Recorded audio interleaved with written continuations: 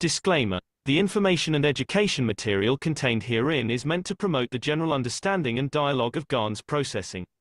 Such information is not meant or intended to serve as a substitute for a healthcare professional's clinical training, experience, or judgment. For patients and individuals, such information is not to be a substitute for professional medical, therapeutic, or healthcare advice or counseling. For medical issues or concerns, including decisions about medications and other treatments, readers, viewers, listeners should always consult their physician or, in serious cases, seek immediate assistance from emergency personnel. Prescription information, procedures, and use of medical devices information should be undertaken only by properly trained and certified medical personnel. We specifically disclaim any warranties, express or implied, including implied warranties of merchantability or fitness for a particular purpose. Such information is provided, as is, and is believed to be accurate at the time of its publishing, but it is the viewer's job to evaluate the accuracy of any information found in this presentation. Every case presented is of their own experience, applied by themselves for themselves, and it applies to their case only. Every person experiencing health problems should seek professional medical advice and consult their course of treatment with a doctor. The processes of plasma balancing described herein are a natural process which supports the body but does not replace medical advice or therapies one is already subject to.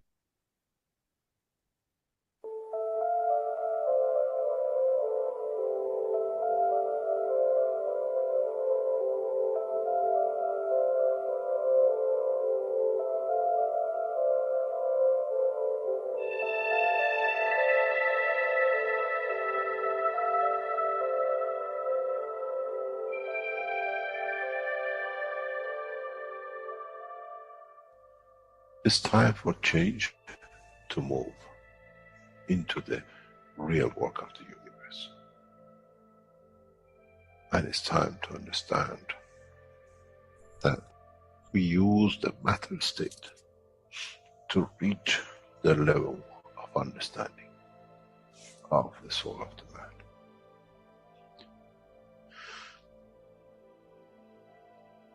Now you understand maybe why the Creator has sent His messengers in the name of whatever you have had. Is that they bring the ears, that it can be used when the time of the Messiah comes. They can teach the soul and the message, not to oppose, but by them understanding through those who have become messiahs, to give from their souls to these to elevate, the job is made easy. The school is there and the students are devotedly there. Then there won't be any fight between what they call the Muslims and the Christians. The lamb and the lion will eat and sleep in the same nest. The Christians and the Muslims will sleep and pray in the mosque and in the same church in the name of their souls, not in the name of religion that is used to create so much conflict for the benefit of those who were the hyperactive children. The time has come, the time of change is here. And as I said, my wish is my command. If it's your wish to see peace, the path of peace is laid very clearly. It's the soul of the collective awareness. By giving will create that position of change. No other thing.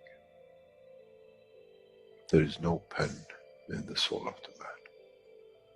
And I'm sure once you go into the universal community, you will never see anything written but the balance of the fields of the soul of the existence. Try to be humble enough not to and you possess. Otherwise, you'll fall in the same path of the church and the mosque.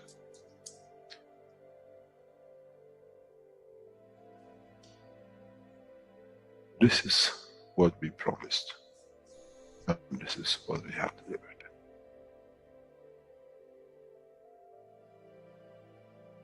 We have to understand the operation of the soul. And we have to understand the soul of the man is a star in the cosmos of the universe. If we compare the soul of the man and many of us, 7 billion in one collection, Earth is like a galaxy with so many stars. When we look in the depth of the universe, we see galaxies with hundreds of millions of stars in it. So is the planet Earth. It carries 7 billion beautiful stars, which are the soul of the man. Carries with it soul of so many trillions of animals, plants, and everything else. So if you look, when someone who does not see the physicality of the earth and its content, what do they see? They see a galaxy with so many beautiful lights shining, each one according to their strength, each one according to their position.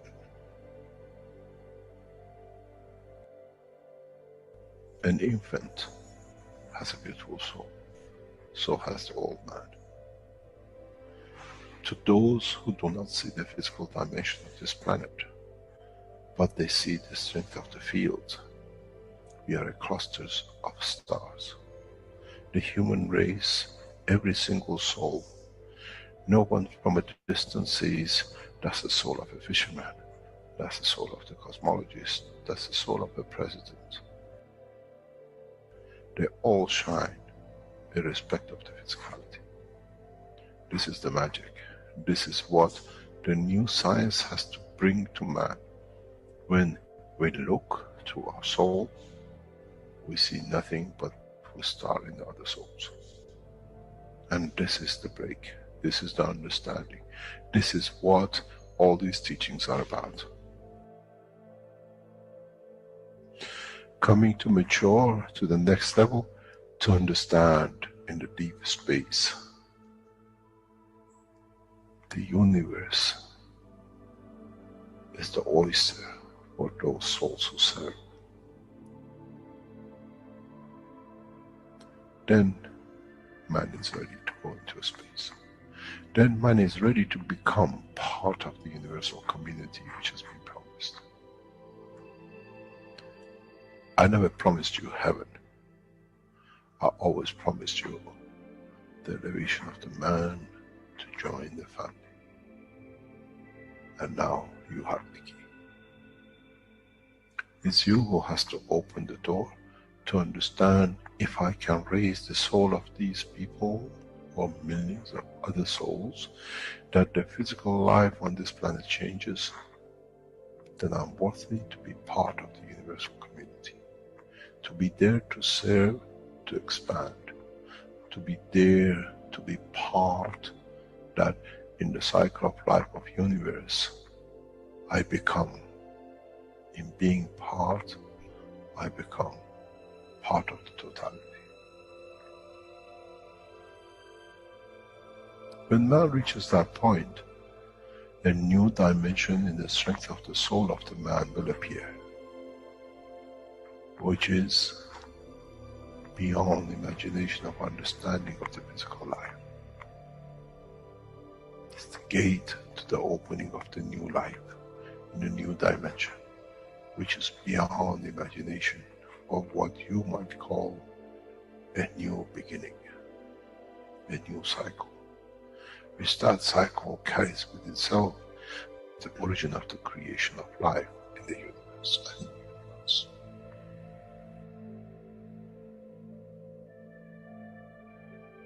It's the elevation of the soul to serve become the key, not a throne of the physical life. The time is right. The time has come for the man to go through this process.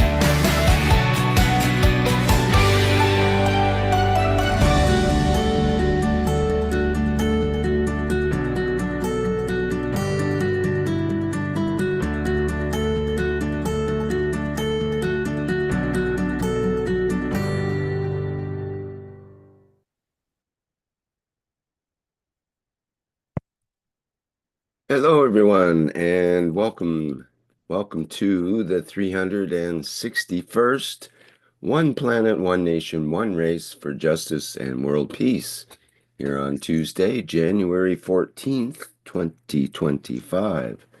This is a broadcast of the Keshe Foundation, Spaceship Institute Education Department, and part of the Public Teachings in English. My name's Rick Kremen, and I'll be host once again in this weekly series of ongoing workshops. And once again, we're joined with members and support members of the Universal Council, and they will be presenting today's workshop. And I am getting that ready at this very moment. And I believe we're ready to begin. And I think we'll start off with Stefania doing the intro. Good Well, morning. Thank you, Rick. Can you hear me properly? Because my internet was not good before. Now it's it's better? very clear. Yes, sounds Very great. clear. Okay. Okay. Thank you so much for being a host. You always work. Thank you for your endless work. So thank you to be here today. Welcome everyone. Thank you also to all of you to have took time to be present today with us in this weekly workshop of the Universal Council and Universal Council Supporter. Today it's one planet, one nation, and one race, and we will try to share again, like Mr. Keshe said every Tuesday, share more knowledge and see. Today is a day where all the knowledge seeker around the world and the Universal Council supporter and Universal Council, we all getting together in this weekly appointment to share knowledge. As usual, we're gonna talk about the workshop of public workshop that Mr. Keshe has done last Thursday. I have to say the last Thursday for me again was a mind-blowing workshop. So much important information have been shared in that workshop. And today we're gonna try to revisit all those information, do a summary of them, and see if we can understand better and deeper the knowledge of the plasma technology. So we can then will allow us to practice more, and will allow us to also spread more knowledge around us. So today we're gonna start as usual with the wishes. So we're gonna read the wish together. And then we're gonna start to, as usual, do the soul connection. The wishes usually are made between the Universal Council, Universal Council supporter. But if you all have any wish, please, you can always contact us, and we can formulate a wish for you, and then read it on this appointment on Tuesday. After the wish, we're gonna do a soul connection, and the soul connection, it gives a chance to all of us to practice together to connect at the soul level. As we all know now, we learn more and more the power of connected at the soul level, and we can use it for different purposes, like we do on Wednesday, every day, sorry, on 9 o'clock, where we elevated the soul of the leaders and to promote peace. We will talk also about X, because Mr. Keshe has a channel on X, and it's very important that we all make an effort to follow also Mr. Keshe on X, and spread the knowledge in that way as well. We're going to show as well again the question and answer from Maria Calvé and Claudia with the Brazilian knowledge seeker.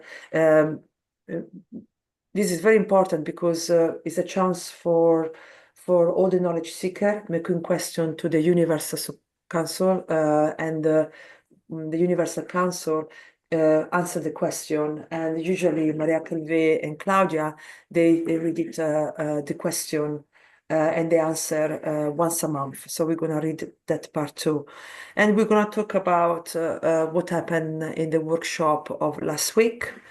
We're going to summarize the important points, talk about the product, the new product that coming out, and also Mushfaq, as usual, will give a very good explanation and teaching on transmutation. He's a very good teacher. I can't wait to hear him. And also, we're going to have Mark talk about again, the transmutation session. They will happen in monthly. So you will get to know more about it because I know that now they open the new the February, March, and April now are available, are open for to enroll, to be part of it, of this research. Don't forget, with this research, you are supporting the Keshe Foundation on develop the technology further and also to keep independent. So we really thank you in advance, like Elizabeth said all the time, that we thank you all in advance to contribute financially to support the development of the plasma technology and keep and make that the Keshe Foundation stay independent. Then we're going to talk about need and wishes of the community. So if you are from any nation or from any language group and you got any concern or any wish that you want to put on the table or anything you want to share or any question, this is the time for you to speak. You can raise your hands and Rick will allow you to speak. Or you can write your question. So with no further ado, we can ready to start. So I will pass to the wishes now. I'd just like to mention that Yeah. for people at home, that we have a full 1 minute minute of silence after each wish for contemplation and activation of the wish. So if it seems like there's taking a long time, it's because we do take a full minute for each wish. So just to let people know, that's what the silence is for. Thank you. Oh, thank you, Rick.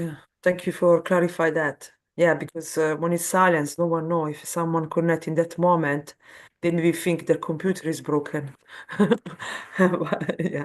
Yes, so we can go ahead with the wish. So we're gonna start to read the wish. So if you can, yeah, next slide. Okay, this is a wish that I made, so that we made together. So I'm gonna read it. So I hope to read it well because I'm not very good in reading. Okay. And here we go. This is how we start. With the Universal Council, we are feeling an immense joy giving from our soul to all soul in existence. We are feeling a balance throughout all the universe, and we are feeling one with the universal community. The feeling of self-achievement for humanity having reached peace goes beyond any possible imagination. The humanity as one soul, one planet, one nation, one race is ready to join the universal community.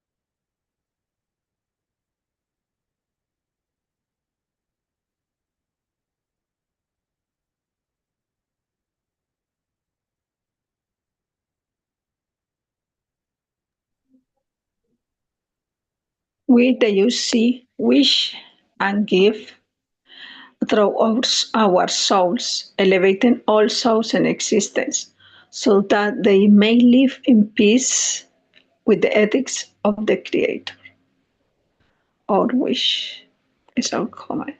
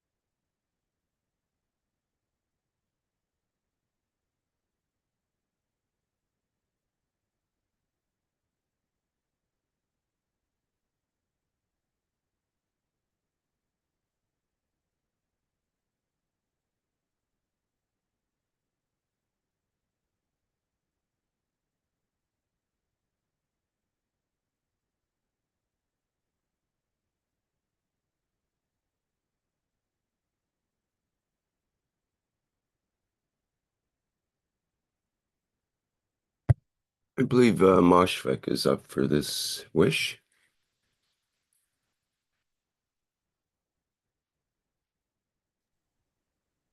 We, the Universal Council, give collectively from our souls to create conditions by new plasma technology to create peace. Thanks for reminding me.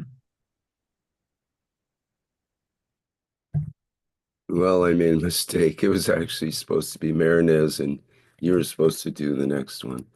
But we'll give a moment of a minute of peace for this one. Thank you.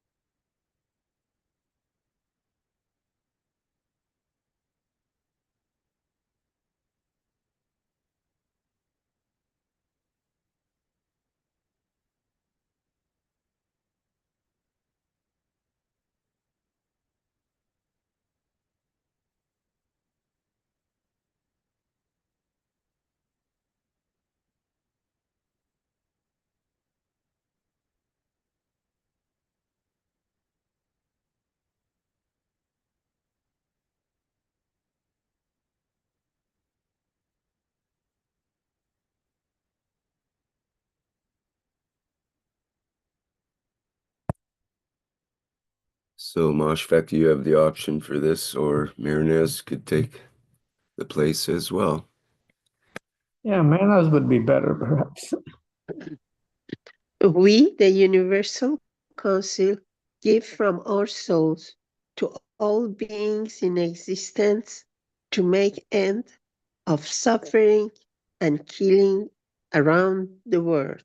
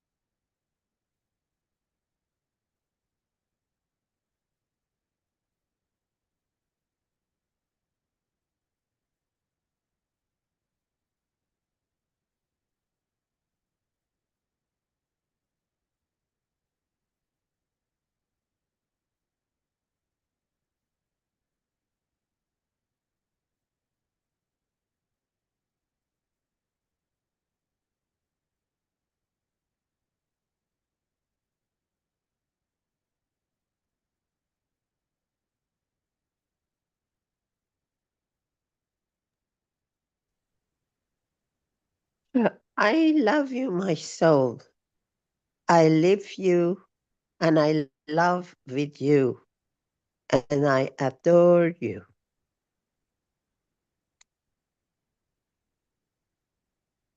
One of the things we learned in plasma technology is, in a scientific way, to learn about our soul. It's not just the fanatic ideas of the old, whatever religion or the past, which doesn't work, sometimes works, sometimes not.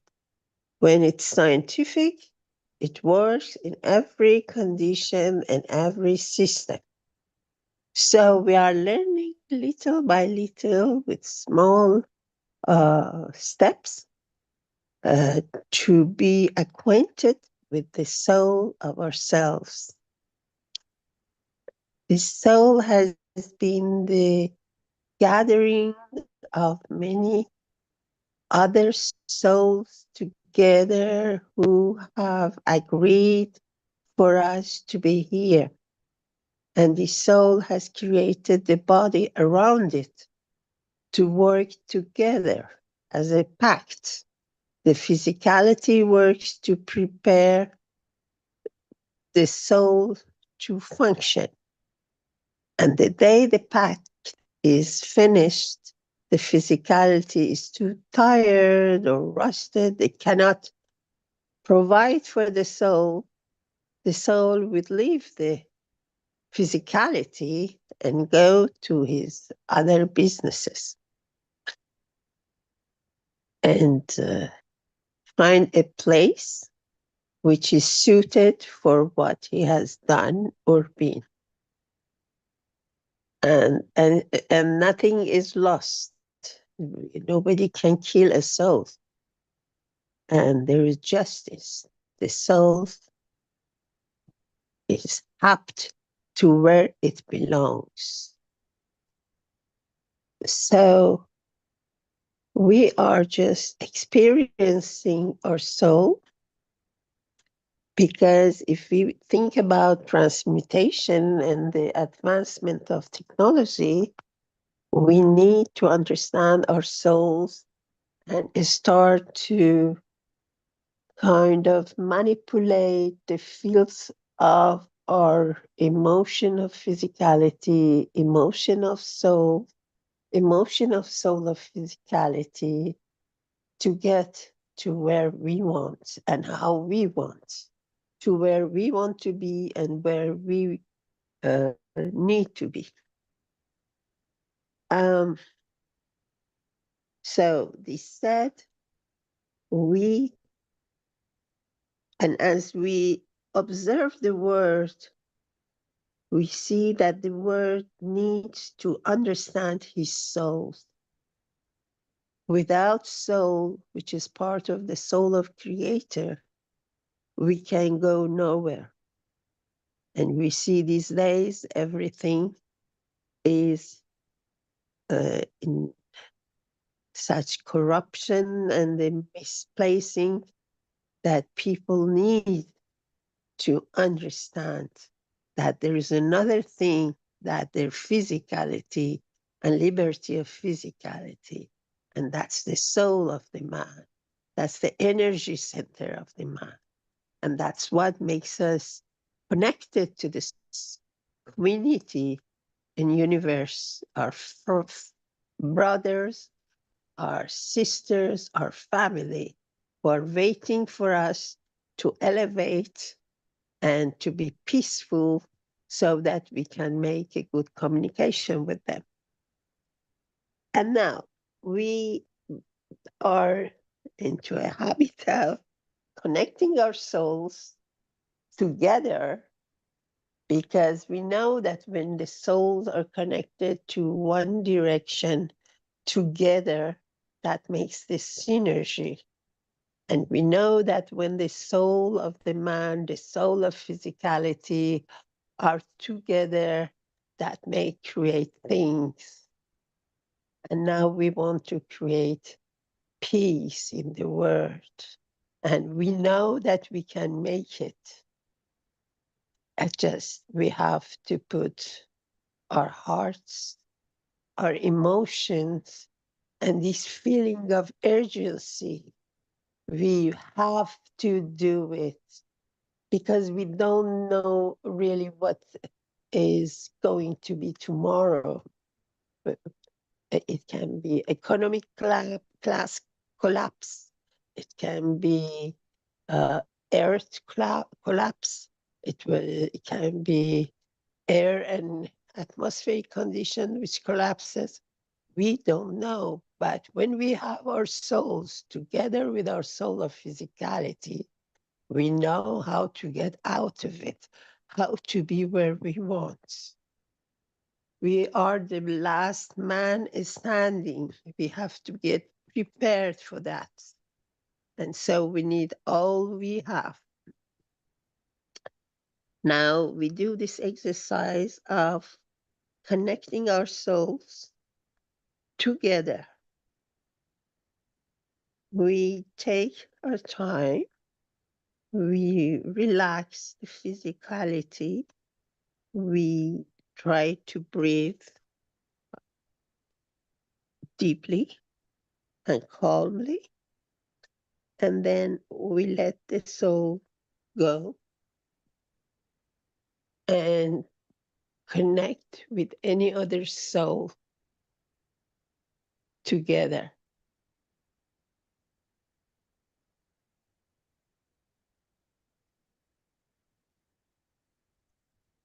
In the dimension of the soul, we are together.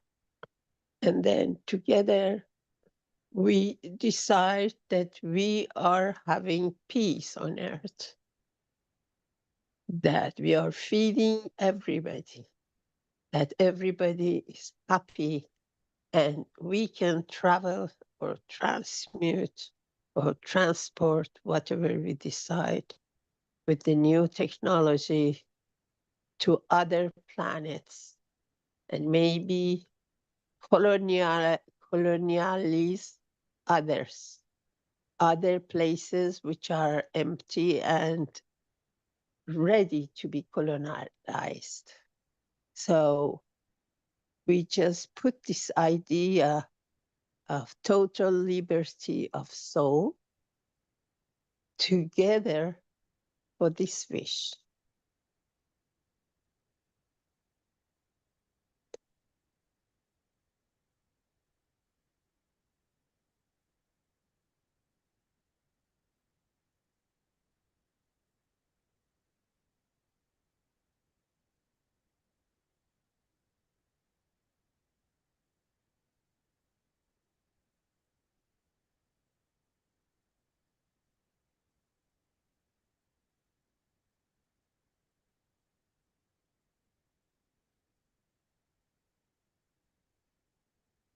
And now we know that in this world, we have the leaders, the mighty leaders who have possession of all things around us.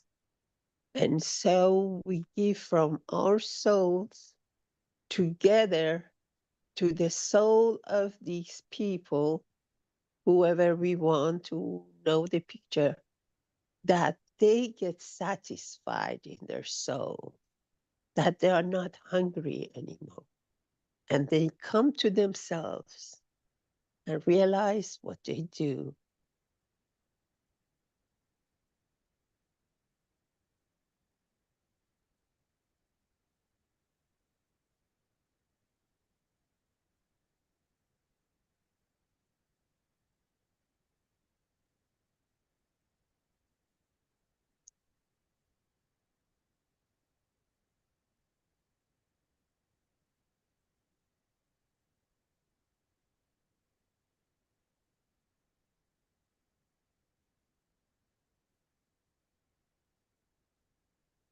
And then we can add to the soul of anybody we want, anybody we are in conflict with, anybody we think the soul needs some adding, anybody who we cannot understand what else to do with. So we give to their souls.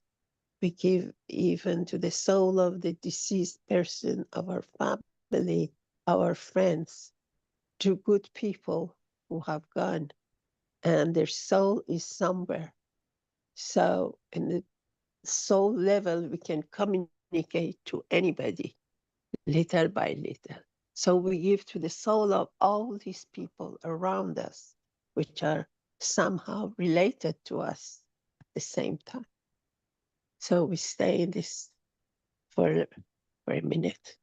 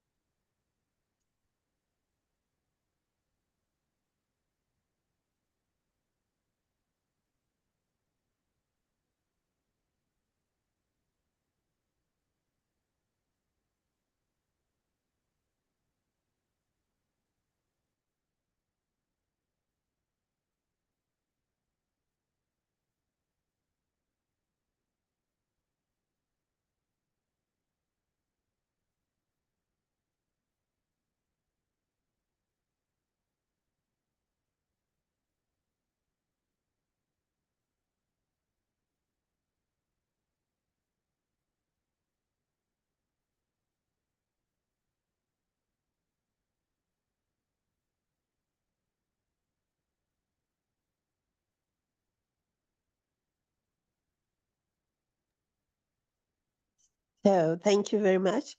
Now that we have connected our souls, we know that every night at 9 p.m. Um, we do the same practice wherever we are. We just put few seconds, 1 minute, more minutes, anytime we feel like, to raise, to give from our souls to the soul of the finance, the administration finances, the other finances, the big country leaders that decide for the war or peace, that they come to choose the peace so that we are allowed to use technology for all people in the world equally and get to the paradise which we have been promised on earth. So thank you very much for all of you.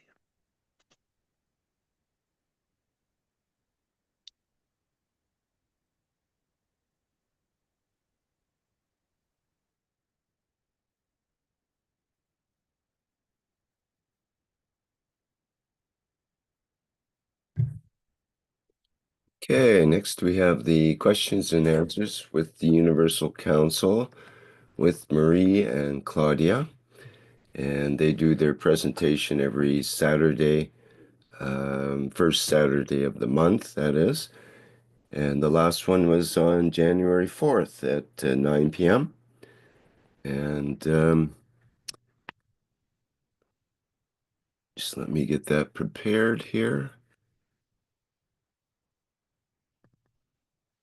And we're on the second question now with their presentation. And I think we have that ready to go. Let's listen in.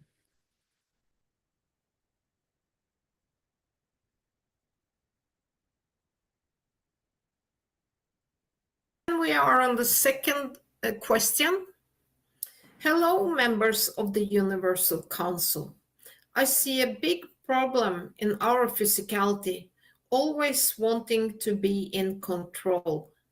When we experience something that goes out of our control, for example, when my daughter had a dengue fever and I did everything I could to make her better, I bought everything she liked to eat, but she wouldn't eat it. All the liquids she liked to drink, but she wouldn't drink them, until it got to the point that I have to hospitalize her. I couldn't control it, and after that, I started to have a high blood pressure. So I asked myself, how can we not be afraid when we have no control? How can we let our soul act? Olá, membros. Agora vamos para a segunda pergunta. Olá, membros do Conselho Universal. Vejo um grande problema em nossa fisicalidade, que é querer estar sempre no controle. Quando passamos por algo que foge ao nosso controle, por exemplo, quando minha filha teve dengue, eu fiz de tudo para que ela melhorasse. Comprei tudo que ela gosta de comer, mas ela não comia. Todos os líquidos que ela gostava de beber, mas ela não bebia. Até que chegou ao ponto de eu ter que interná-la. Eu não conseguia controlá-la. Depois disso, comecei a ter pressão alta. Então eu me pergunto, como podemos não ter medo quando não temos controle? Como podemos deixar a alma agir? Okay, so the first answer. The biggest problem of communication with our soul is attachment. We have so much distrust to ourselves that fear keeps us from listening to our soul. I have done an exercise, and that helped me in the past to detach myself from the I, which sometimes complicates the we. Watch how many times when we speak in a day, you only say I. Then it becomes conscious and it is changed by we. Regularly, it reduces to how many times in an hour it is done. Suddenly you find yourself more conscious of acting. This also leads you to watch our thoughts and clearly your actions. Thus suddenly it becomes part of your daily life to notice when you're going to act wrong and change. How we dictate our environment and modify it according to our wishes, this goes into the right direction. In respect, even unconsciously, to the wish of the others. Every time we become more conscious of our acting, self-observing, everything in our being and the environment changes. We create our daily life, letting the soul lead everything without any fear. So what do we have to control? Just to be sure to think, speak, and do good. Then everything in our life is changing. Knowledge is a process, but it has already begun. Go ahead. O maior problema de comunicação com nossa alma é o apego. Temos tanta desconfiança de nós mesmos que o medo nos impede de ouvir a nossa alma. Fiz um exercício que me ajudou o ano passado, para me desapegar do eu, que às vezes complica o nós. Observe quantas vezes em um dia, ao falar, você diz apenas eu. Então isso se torna consciente e alterado pelo nós. Regularmente, isso é reduzido a quantas vezes em uma hora em que é feito. De repente, você se vê mais consciente de suas ações. Isso também o leva a observar seus pensamentos e suas ações claramente. Assim, de repente, passa a fazer parte de sua vida diária, perceber quando ia agir errado e mudar. A maneira como ditamos nosso ambiente e o modificamos de acordo com nossos desejos, esses vão na direção certa, em relação, mesmo que inconscientemente, ao desejo do outro. Toda vez que nos tornamos mais conscientes de nossa ação, auto-observando. Tudo em nosso ser e no ambiente muda. Criamos nossa vida diária, deixando que a alma conduza tudo, sem nenhum medo. Então, o que temos de controlar? Apenas se certifique de pensar, falar e fazer o bem. Então, tudo em nossa vida estará mudando. O conhecimento é um processo, mas ele já começou. Vai em frente. Did you listen me? No, she's not. Okay. Okay, so we have another answer. You have to trust your soul. When you are in a state of closeness to your soul, there is no fear. Trust your soul to lead you on the right path for you. Ask your soul for advice. Stay humble and let life unfold according to the wishes of your soul. Você precisa confiar em sua alma.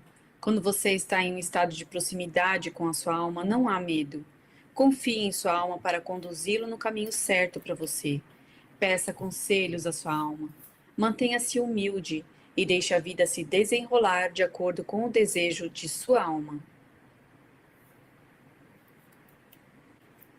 And there is another answer. By understanding the soul as an essential, eternal energy, fear comes out of the lack of knowledge. Fear comes out of lack of love. Soul positioning is to accept your soul as your captain. Even if you don't understand the experience you go through, you have to trust the way of your soul in totality. When there is unconditional, real, deep love, there is no place for fear. Because if you look at totality of creation, it's all for you to learn, understand, and become one as a creator in creation. We wish you a happy manifestation to the benefit of all. Compreendendo a alma como uma energia essencial e eterna. O medo é resultado da falta de conhecimento. O medo é resultado da falta de amor. O posicionamento da alma é aceitar sua alma como seu capitão, mesmo que você não compreenda a experiência pela qual esteja passando. Você precisa confiar no caminho de sua alma na totalidade. Não há amor incondicional, real e profundo. Não há lugar para medos. Porque se você olhar para a totalidade da criação, tudo é para você aprender, entender e se tornar como um criador na criação. Desejamos a você uma manifestação feliz para o benefício de todos. Okay, then we are on the third question.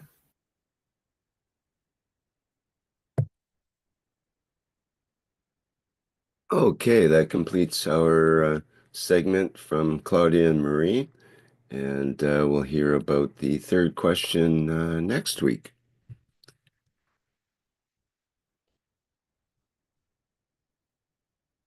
Okay, now we have the knowledge and understanding from the 572nd Knowledge Seekers Workshop.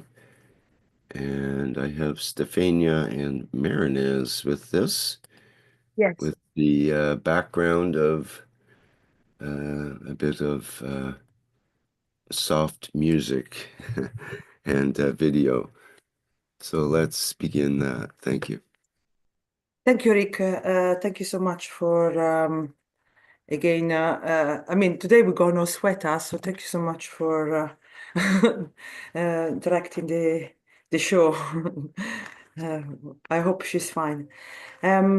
So I'm gonna summarize a little bit the workshop of last week because, as I said, it was another super important workshop.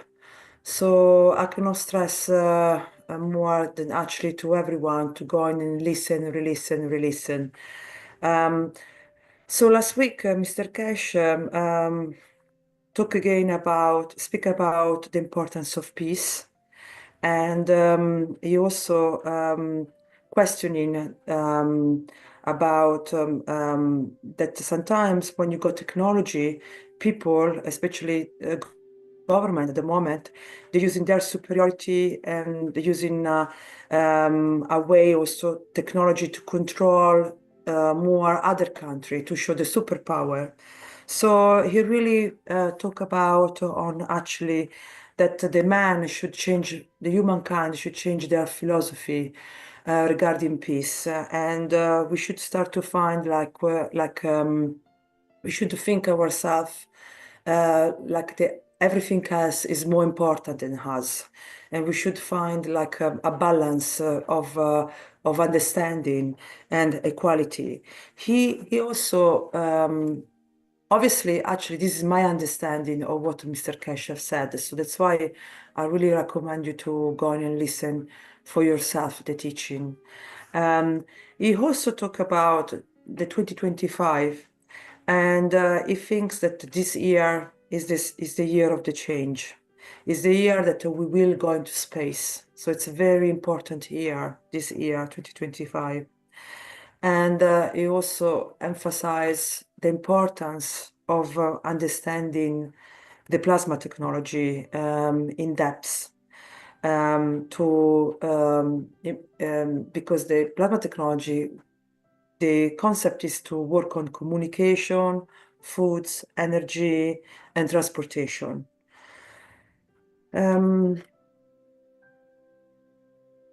Yes, so what else to say? I wrote many things that I thought were really important of last week.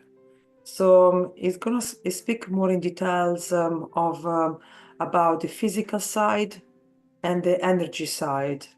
And he also said that if you want to really understand how the universe works and how we work, how we want to understand more about ourselves, we need to learn more about the energy side.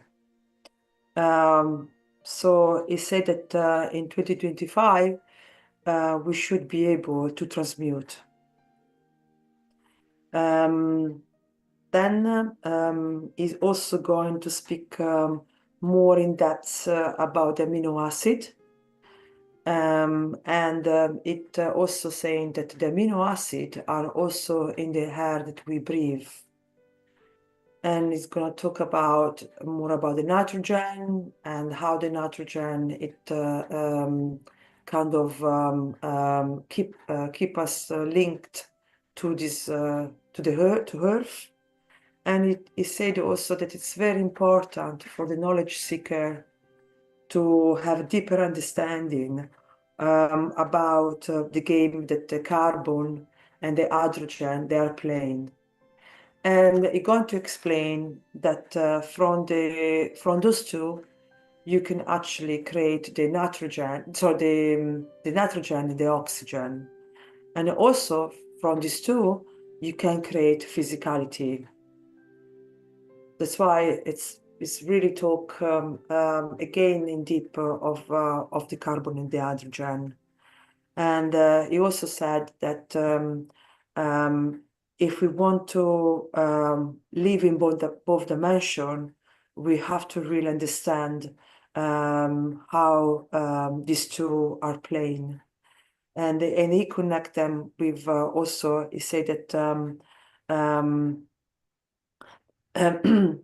basically that we can live in both dimensions. Then we will have a break. So we have a usual break where you have time where people have time to get in coffee, and there is the adverts of the Keshe Foundation. And after the break, Mr. Keshe start to talk more about the way he started the second part is again mind-blowing. Even the second part I re-listened many times, and still I need time to fully understand it. So he talked about the most important question in life for mankind, and one of these is the chicken and eggs. is the chicken or is the eggs who come first? You know, and he said he make this example, and then he goes to the question where he said, did the life of the man come first, and then we created the condition for the atmosphere to exist, or we created the condition of the atmosphere first, and then create the man?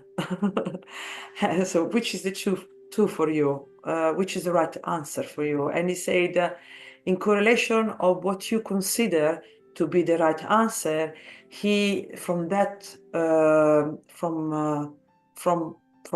that he knows if you are a man of space or not. So, and talk more about this in the beginning of the second part, and it goes more in depth of the meaning of being man of space, and the life in how is in energy level, how important it is.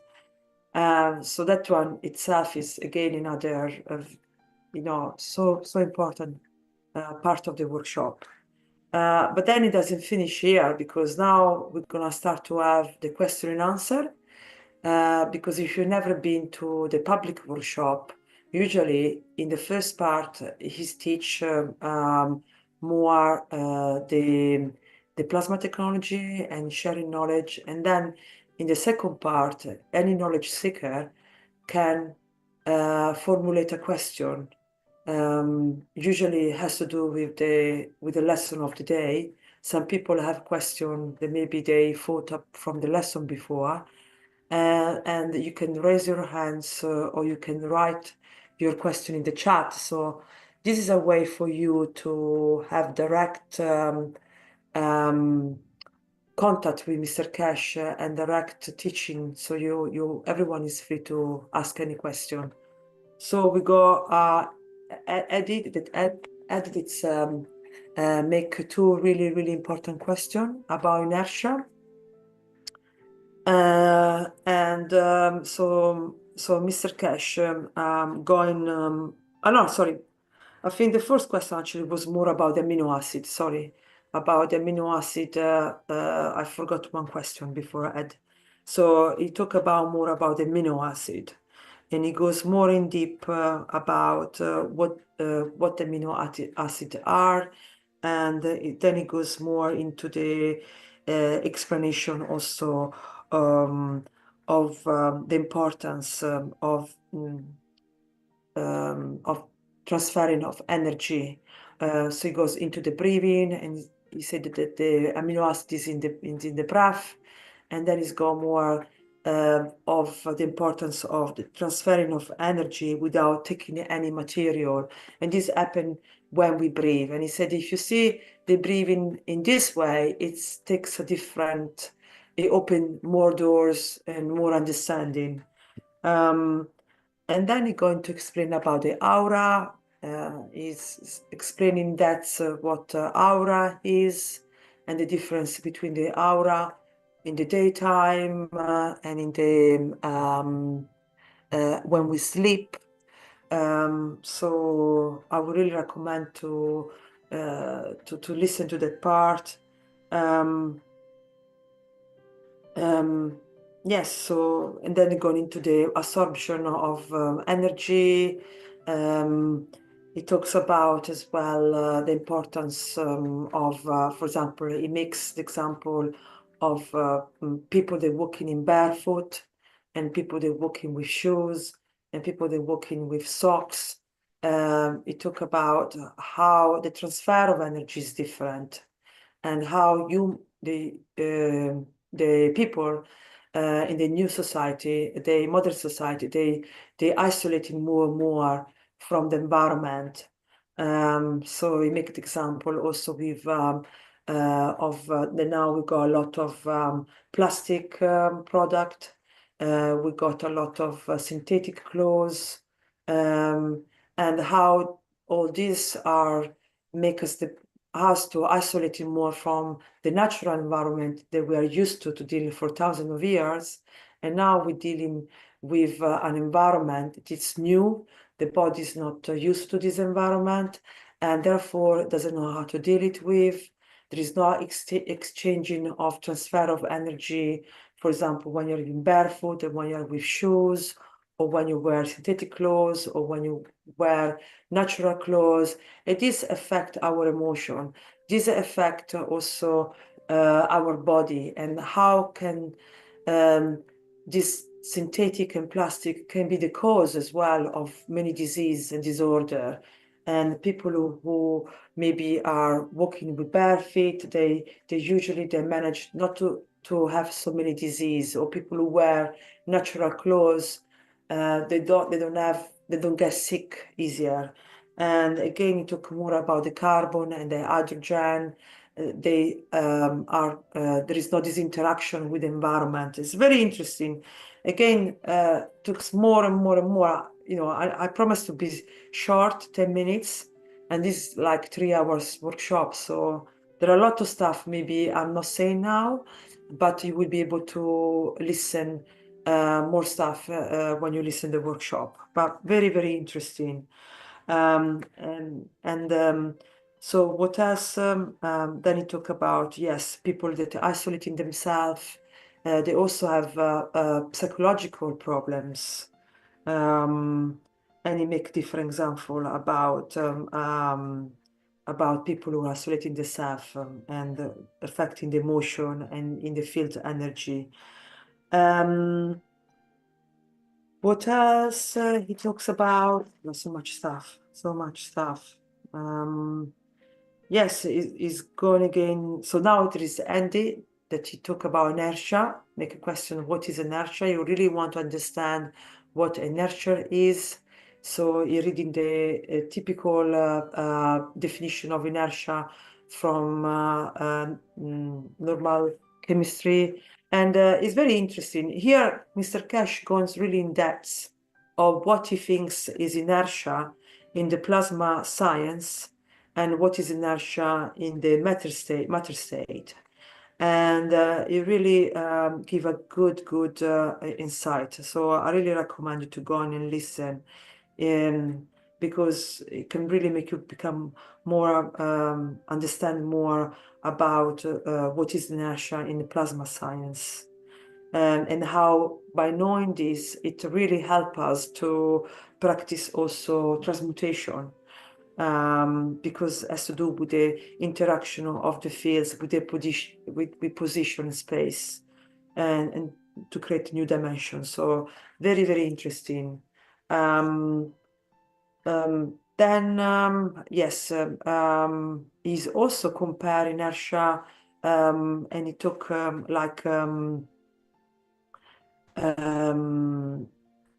can I say it,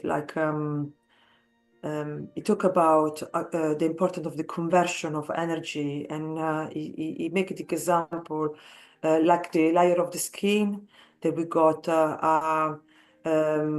a layer who is there is a part that has to do with the external part, and is a part that dealing with the internal part, like the layer of the skin, where there is one layer that dealing with the external side and the internal side. So again, you have to listen to this part. So it's part of the first question. Okay, I wanted to talk more about inertia, but I will leave you to listen to the workshop, because it's very, very interesting, because there are different inertia in the world of plasma. It's one definition of the inertia is gravity. In the world of chemistry, it's considered salt. And then he said in the world of the structure of the universal energy, so it's and the local energy. So I don't want to confuse you more. Maybe I confuse you more, but going to listen. The question of Eddie was really, really good question regarding inertia. What else he talk? Yeah, he's going to talk more about again the mass and the weights.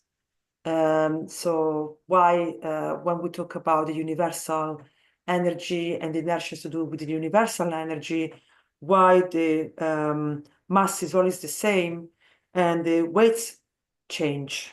So it's connecting then with carbon 16, carbon 12, you know, so again, very interesting, that part. Then we pass to other questions. So he started to talk also about the question of different type of nation connected with different type of dimension, and he make a nice graphic, a drawing in the workshop.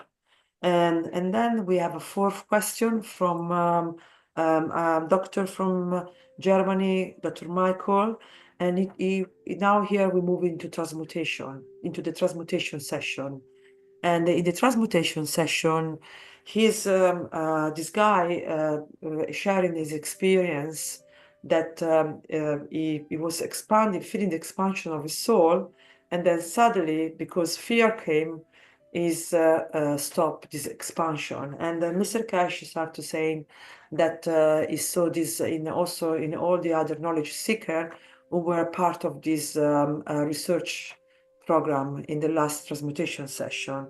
And there is very interesting because he showed the graphic of what happened, what they see from the lab. He showed what they see from the lab. He saw the behavior of the soul and the physicality and how the group behave.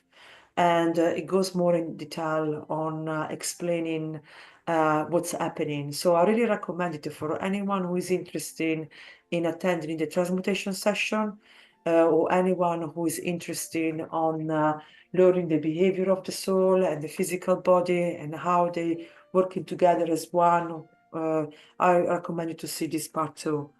Then we're going into another question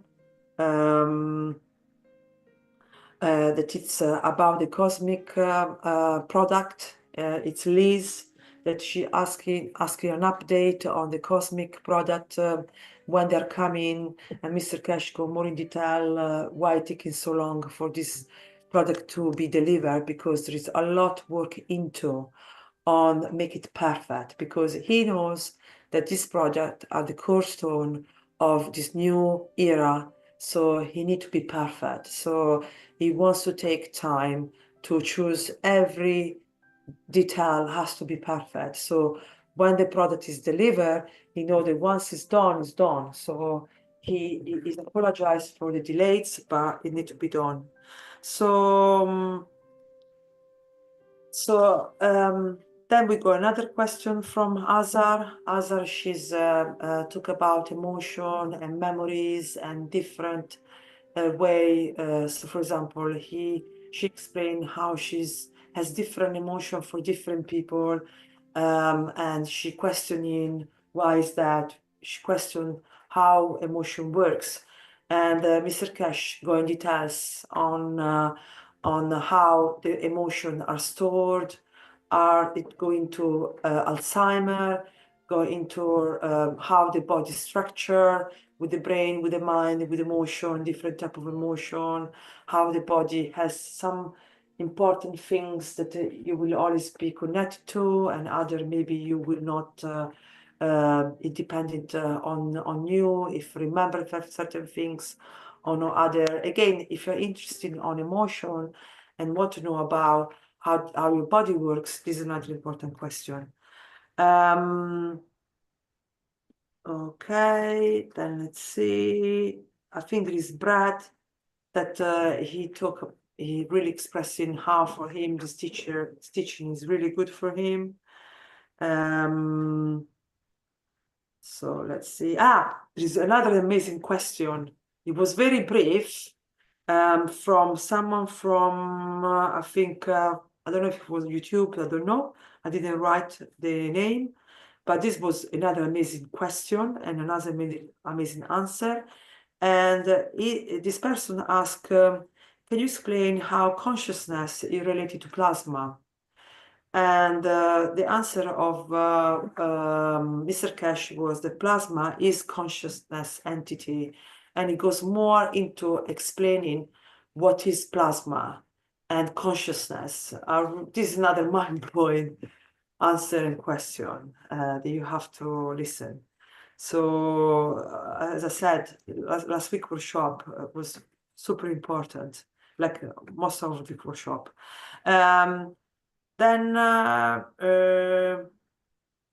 is my question that actually Rick didn't understood because my English was wrong the way I wrote it, so it was my mistake. I couldn't write it properly, but nevertheless, the answer of Mr. Keshe was really great because he gave an answer that actually was very interesting. So I didn't mind the fact that I couldn't express myself on making the question properly.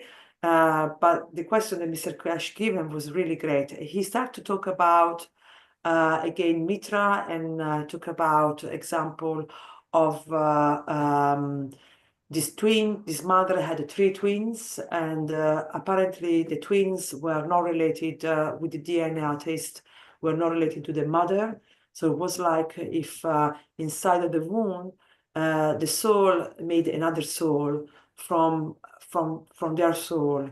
So and it connected with the birth from Mitra, like in space, the soul get formed first.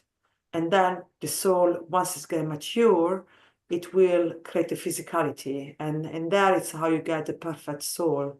Today, we do differently. We creating the physicality first, and then after we create the physicality, the soul come into.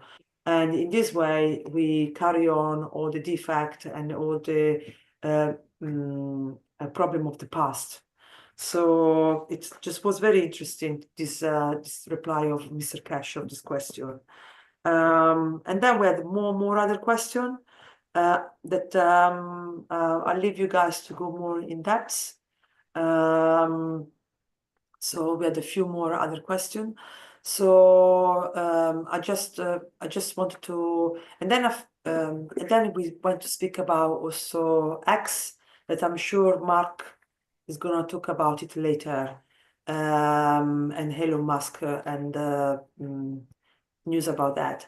One thing I forgot about the beginning, the first part, Mr. Keshe goes really in details how, when you talk about the energy sides of life, it really talk really nicely how we're gonna train us how to transmute in a specific way. And it talk about dreams, it talk about how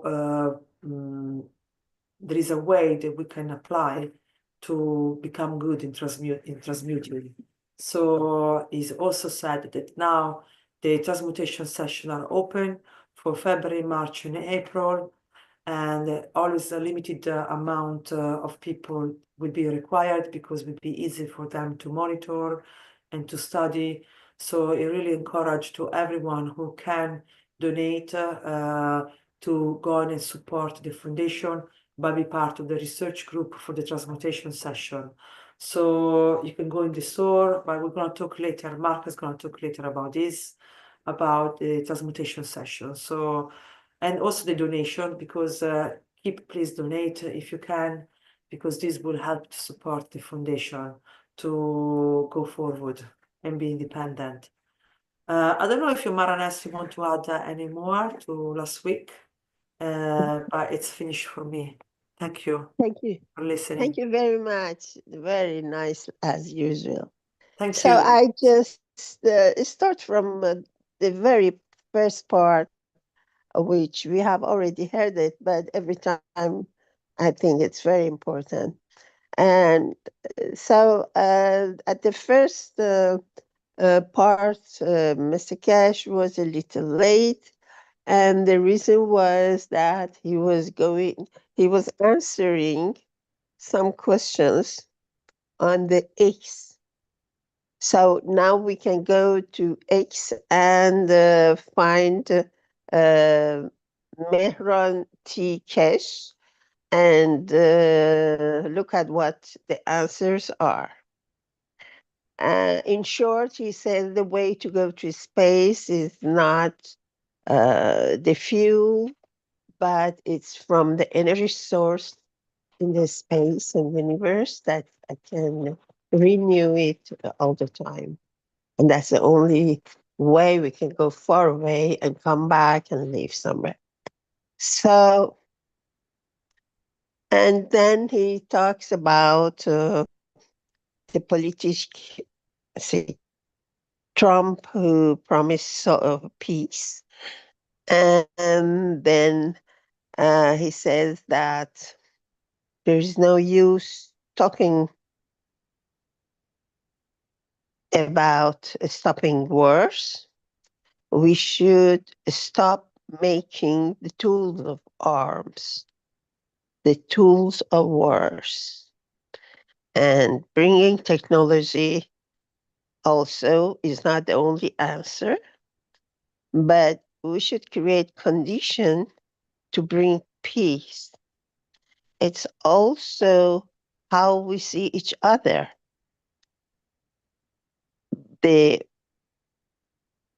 About ourselves towards other people and how we see ourselves in the universe. So the leaders try to show a peaceful face, but in fact, they want to confirm themselves. Like us humans, we do a lot of things in our country, in our city, in ourselves, in our family, to and fight and destroy to confirm ourselves. And it has become a habit of man. And then they find a reason why they're doing it. So he thinks we have to change the ADN of the humanity. And this has to be changed also. And this idea of superiority and all this comes to the halt. And then he talks about if we really want to go to space, we should be the way that we cannot create mayhem over there also. We have to find a change of philosophy for the man, philosophy of man and peace on the planet. And that's before we go to space. And we are opening a door in technology and science that has two parallel in every shape or form. We are in physicality and at the same time in energy form. So we can do a lot of things by this technology which covers communication, food, energy, transport, and energy transportation. And looking for the environment and animals, and how we learn to consider others more important than us.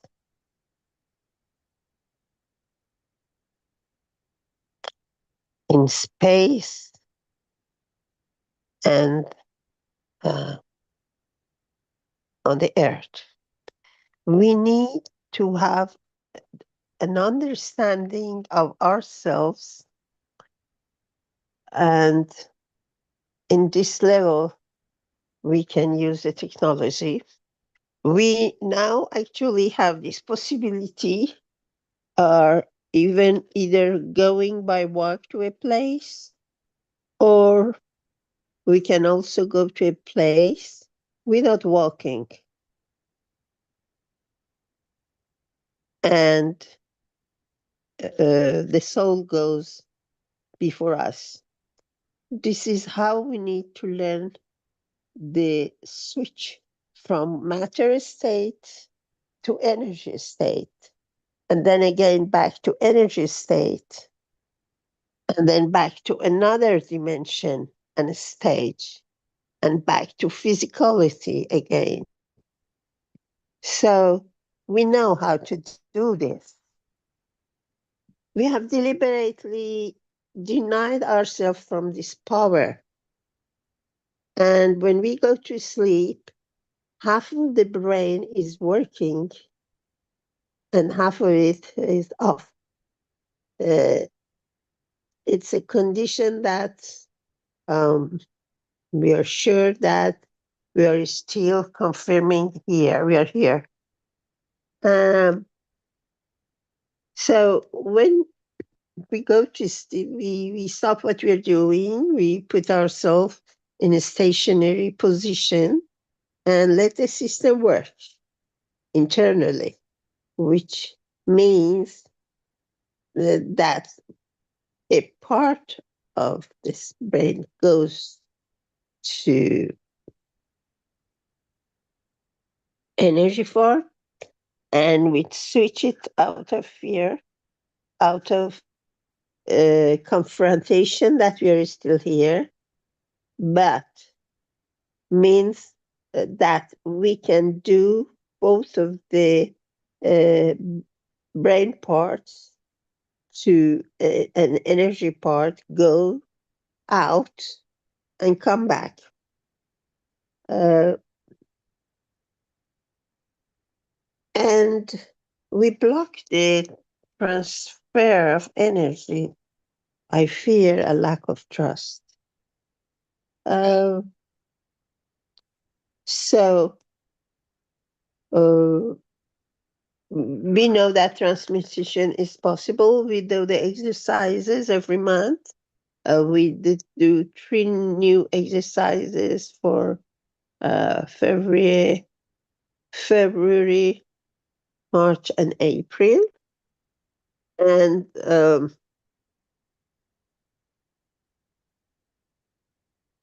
with transmutation, we can go to any part of the universe if we want.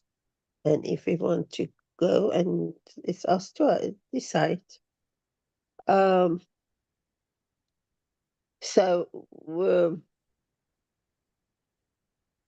it's a possibility for humanity, actually. And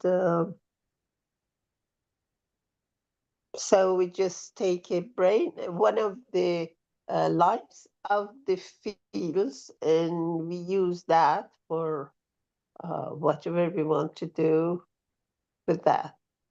So then about creating nitrogen and amino acid and protein, Stefania had a beautiful explanation. And so that's what I had to say about that for the moment. Thank you.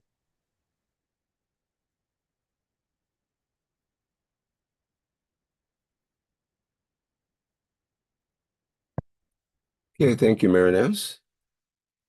Perhaps now we can have listen to an excerpt from the 572nd Knowledge Seekers Workshop itself.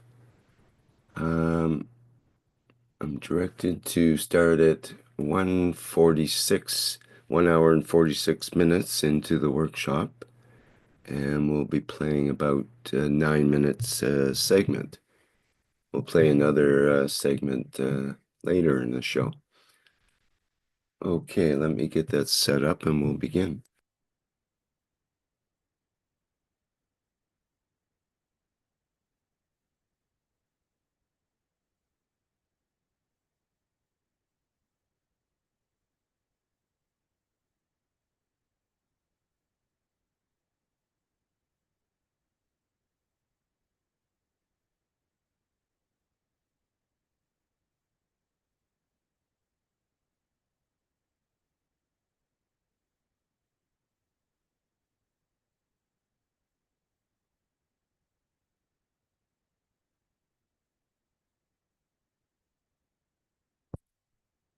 Well, I'm trying to share, but the video doesn't want to play all of a sudden. It was just playing a minute ago.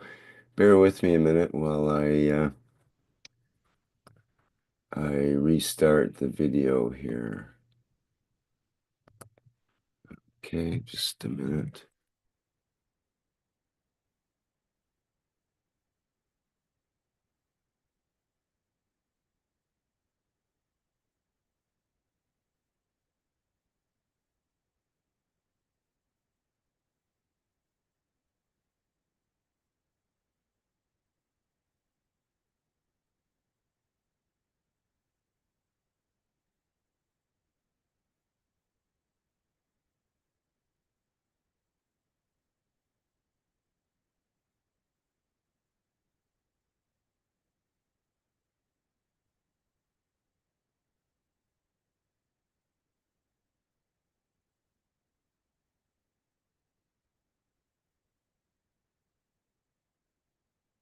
Okay, about to restart the video and try it again here.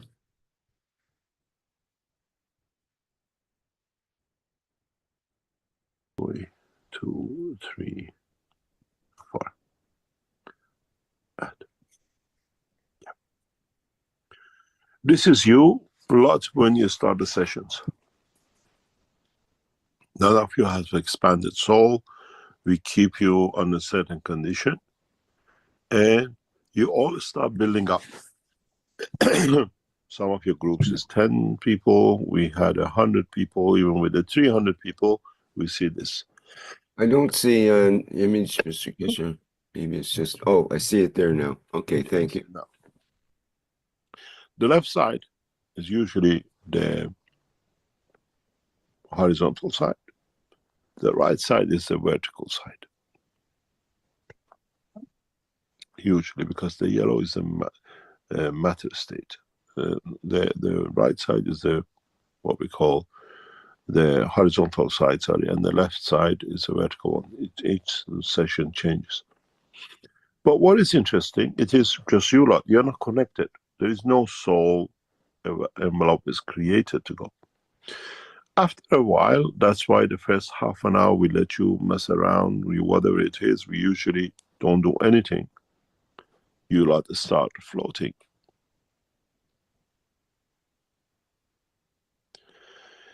And then maybe we change some parameters, or without us changing parameters, a lot of you go through this phase, soul takes over, and you all panic. Somehow you all panic.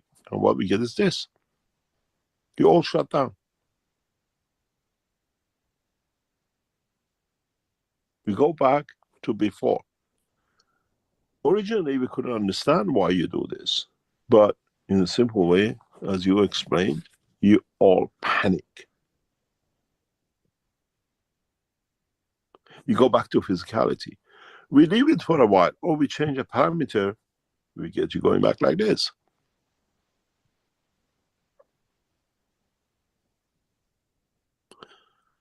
You start traveling, you start doing things.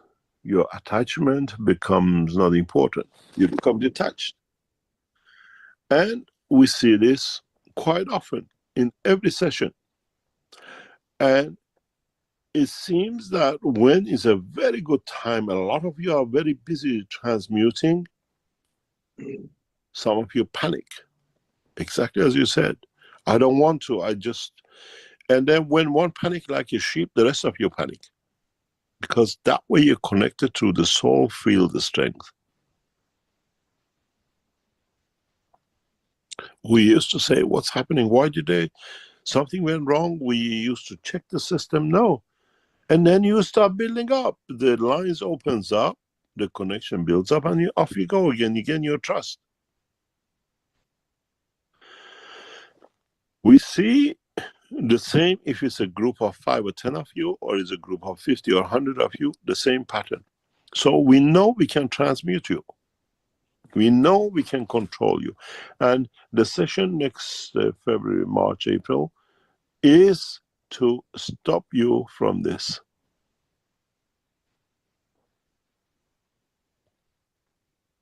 In a way, there is no leadership, there is no direction. So you are on your own, and it needs one what do you call it? One of you to panic. The whole lot to be shut down. And this is exactly what you said. You feel it physically, we see it on digital form.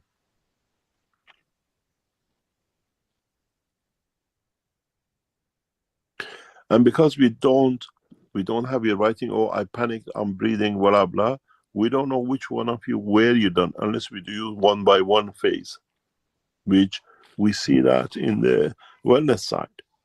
In wellness side, when there's a single person to the system, when we monitor, we can say what's happening.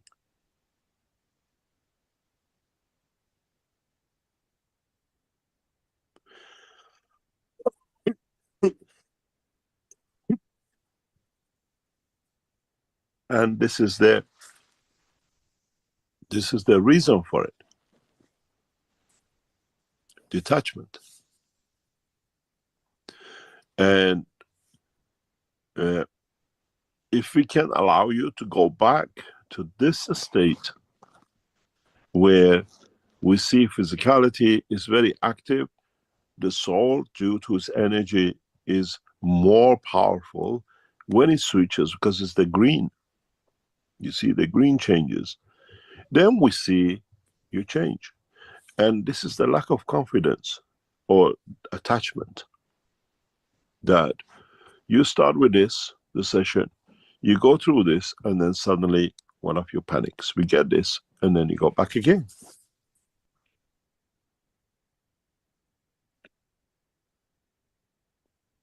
The right-hand side, and this one,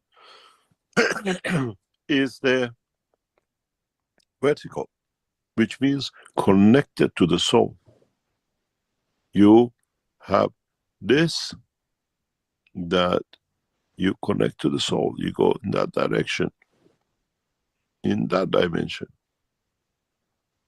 and you see it. And you see the yellow, which is the dimension of physicality.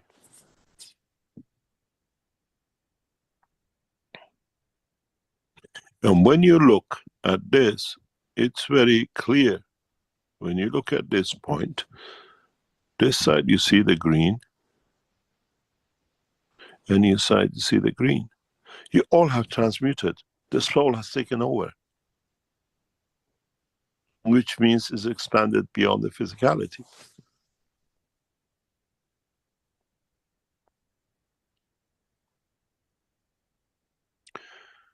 And you panic, and you force the, what we call, the new condition.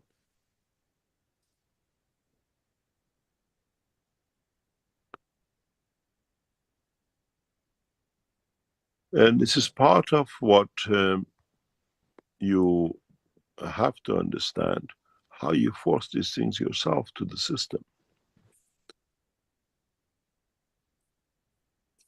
And when you say you see such a condition, we monitor it physically.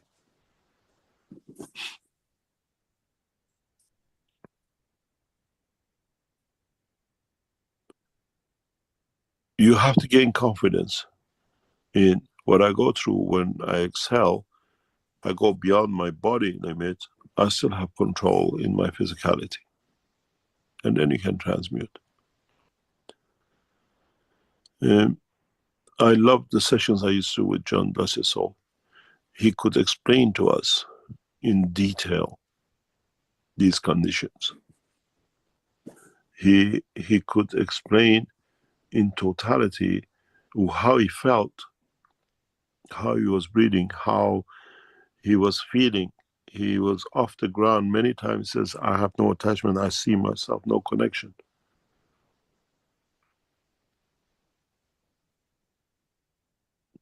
Because he had that confidence to move, he can come back into it.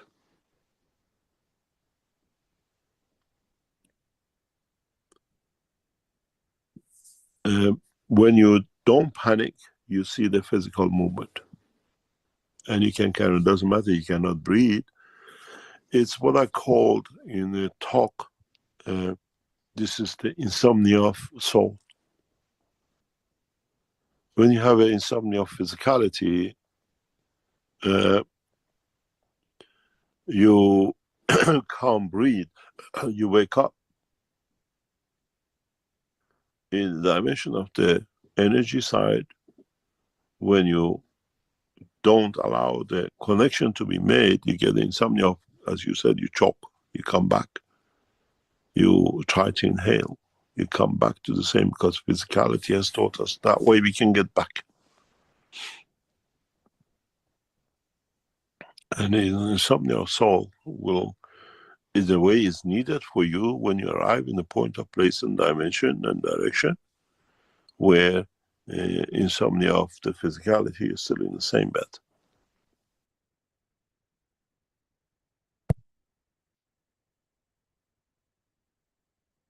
Okay, that's our excerpt from the 572nd Knowledge Seekers Workshop. And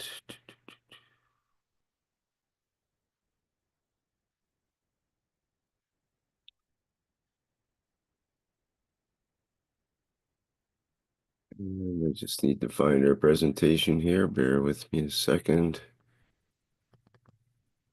There we go.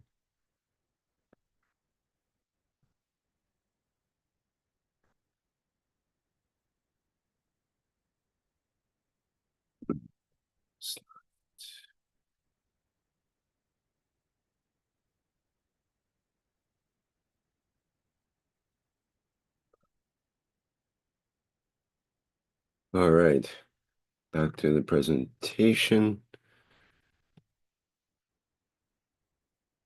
And I believe we're on transmutation here now.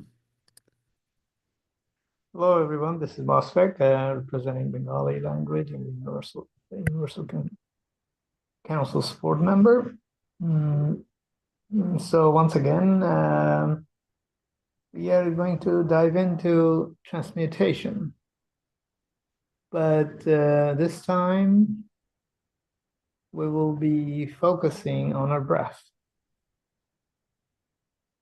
So as you have gathered from the discussions earlier, that breath was one of the topics of discussion.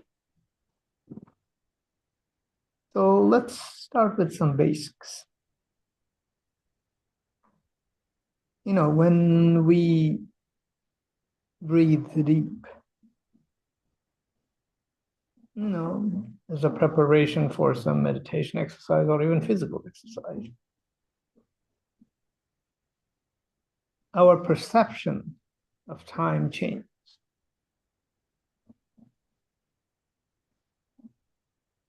You know, when we are exhausted or when in an exercise, for example, we huff and puff and it seems like it's a never-ending situation, almost like, you know, we are kind of stuck in this sort of like, you know, bad state, you know, out of breath, we call it even. But when we have a relaxed breathing, there is a different sensation. It's as if the time is slowing down. It's everything is, you know, steady and nothing is rushing and being pushed or things like that. So one of the things that we are noticing here is that it is as if we are operating in a way that the time no longer is the same. It's a different perception of time. When we are agitated, time is kind of like, or fear. When we have a fear kind of response, the time is like, oh, when it's going to happen, you know, some anxiousness and things like that. But a relaxed state has a different sensation of time. So the we talk about zero time in plasma science quite a bit. So some of the hints of how to deal with time exist in our breathing. This is something we are accustomed to sensing, but we don't think about it a whole lot. I mean, when we control our breathing or when our breathing is very relaxed, the time in meditation do not, for example, feel like we spend a long time, although it can be a relatively long period of time. There is a time is in a way under our control. So breathing does a lot of things. This is one of the aspects which may help us in the transmutation process.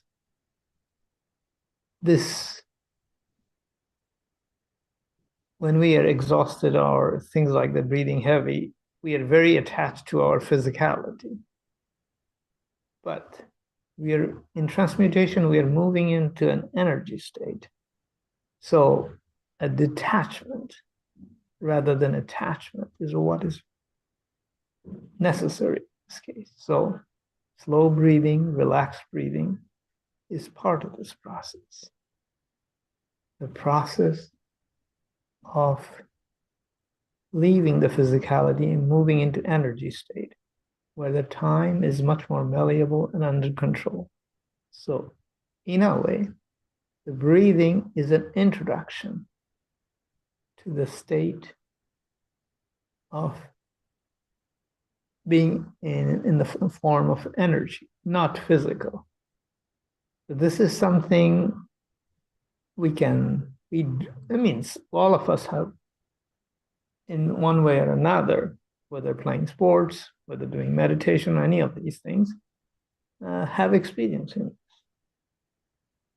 We see some people in sport progress very fast, where others are trying and trying.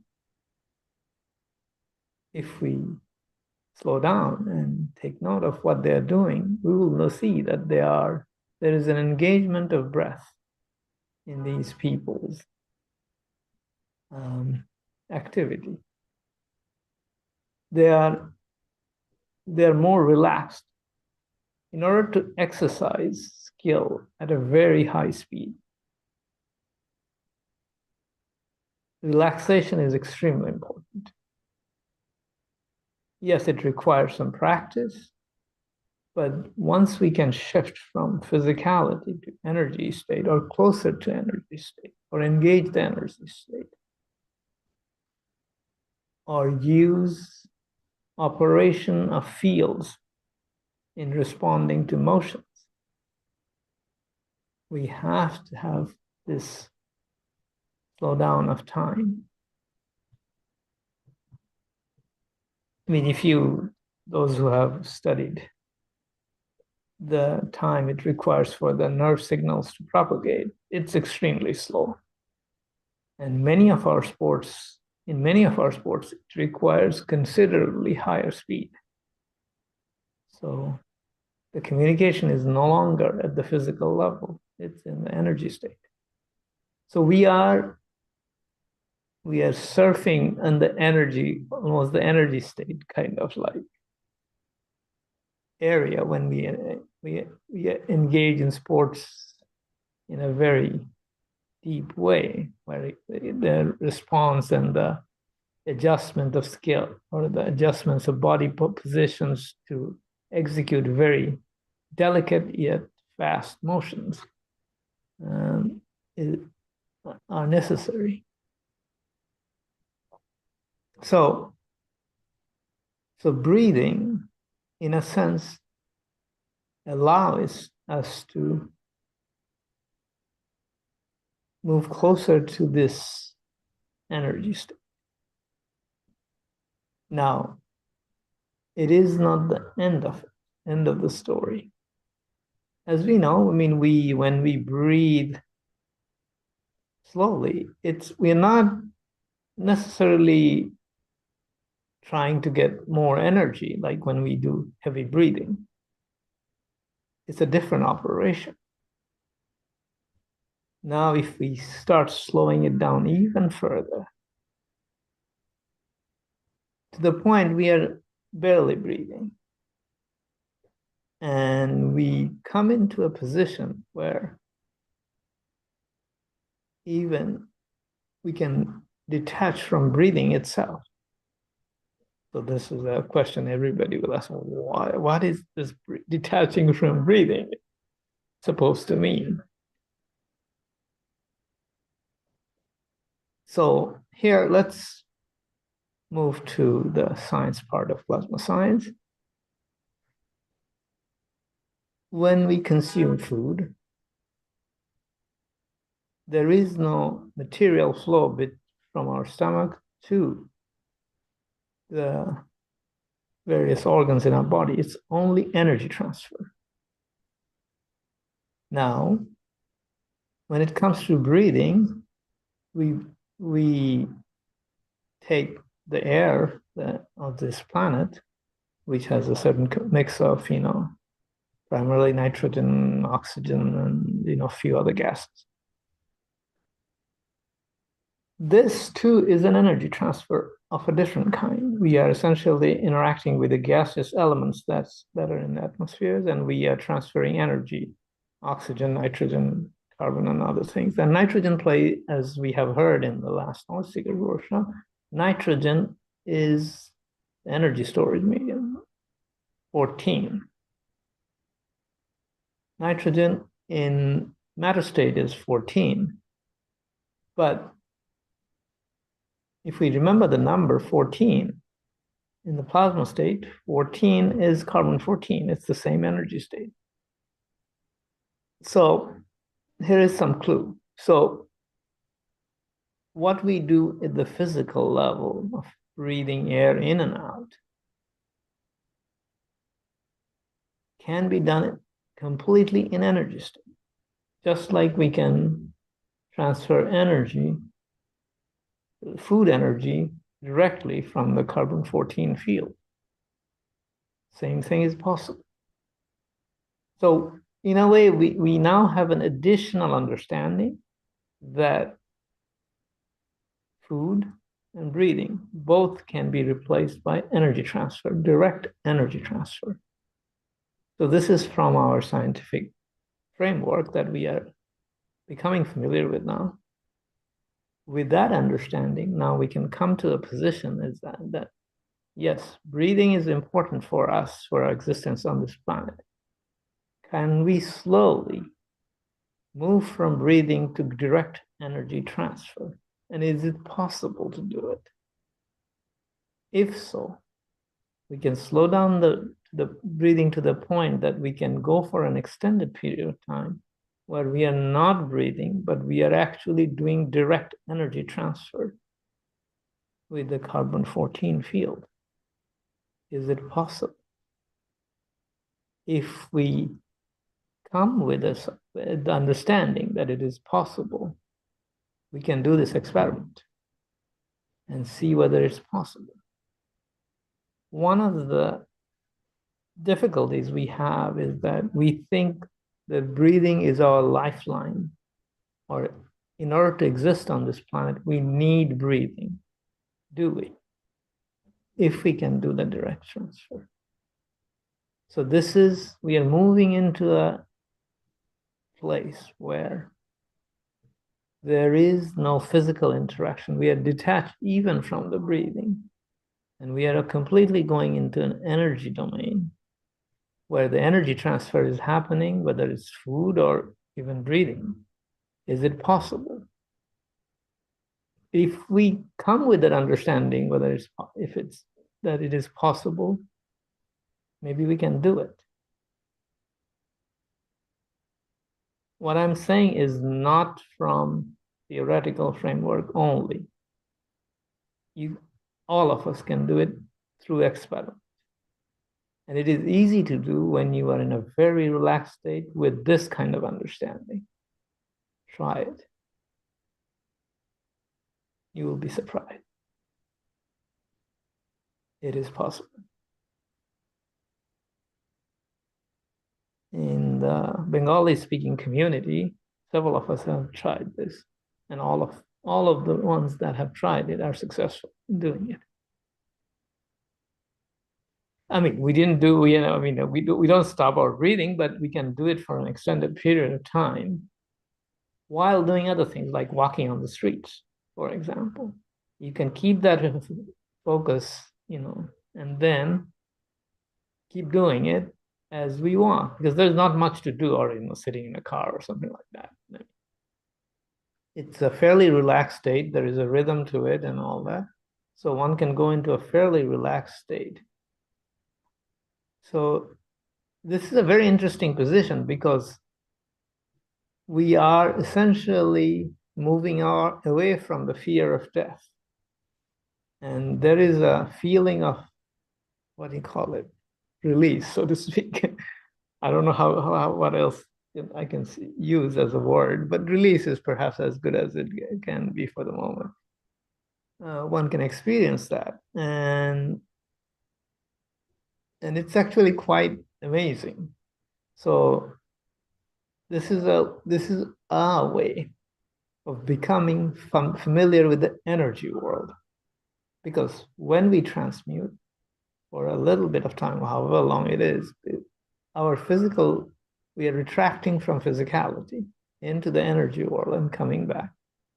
And having this ability to completely detach from the physical world in a way is useful, as well as it's liberating. Not release, I was thinking of the word liberating, but it was not coming to me. So I said release, but liberating is probably better than just release. So you can see the relationship here between breathing and transmutation, or moving from breathing to direct energy transfer and moving our physicality from its dense state to an energy state. It's a continuum. It's no longer like, we have all of a sudden and everything kind of collapses. No, we relaxed into it, and the time and space no longer are working the same way when we move from the physicality and to this state. The interesting thing is the breathing is our bridge. As we slow it down, as we make it more relaxed, it's not that difficult. The amazing part of it is that the fear of death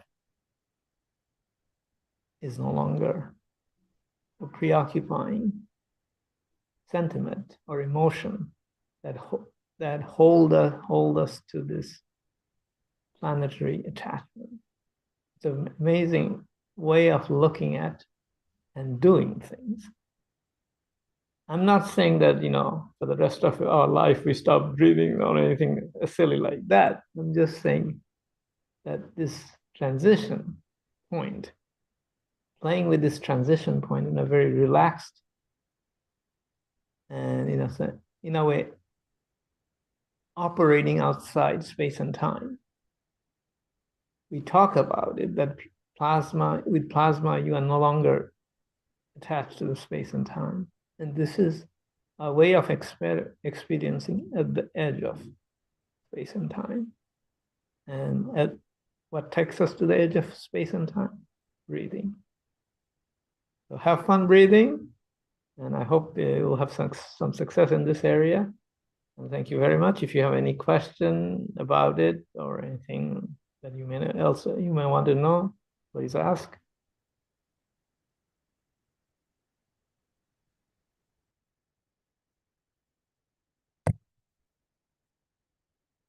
Okay, thank you, Mashfaq. Let me see here. I think Mark is supposed to talk about the invitation to the next nutrition and wellness session.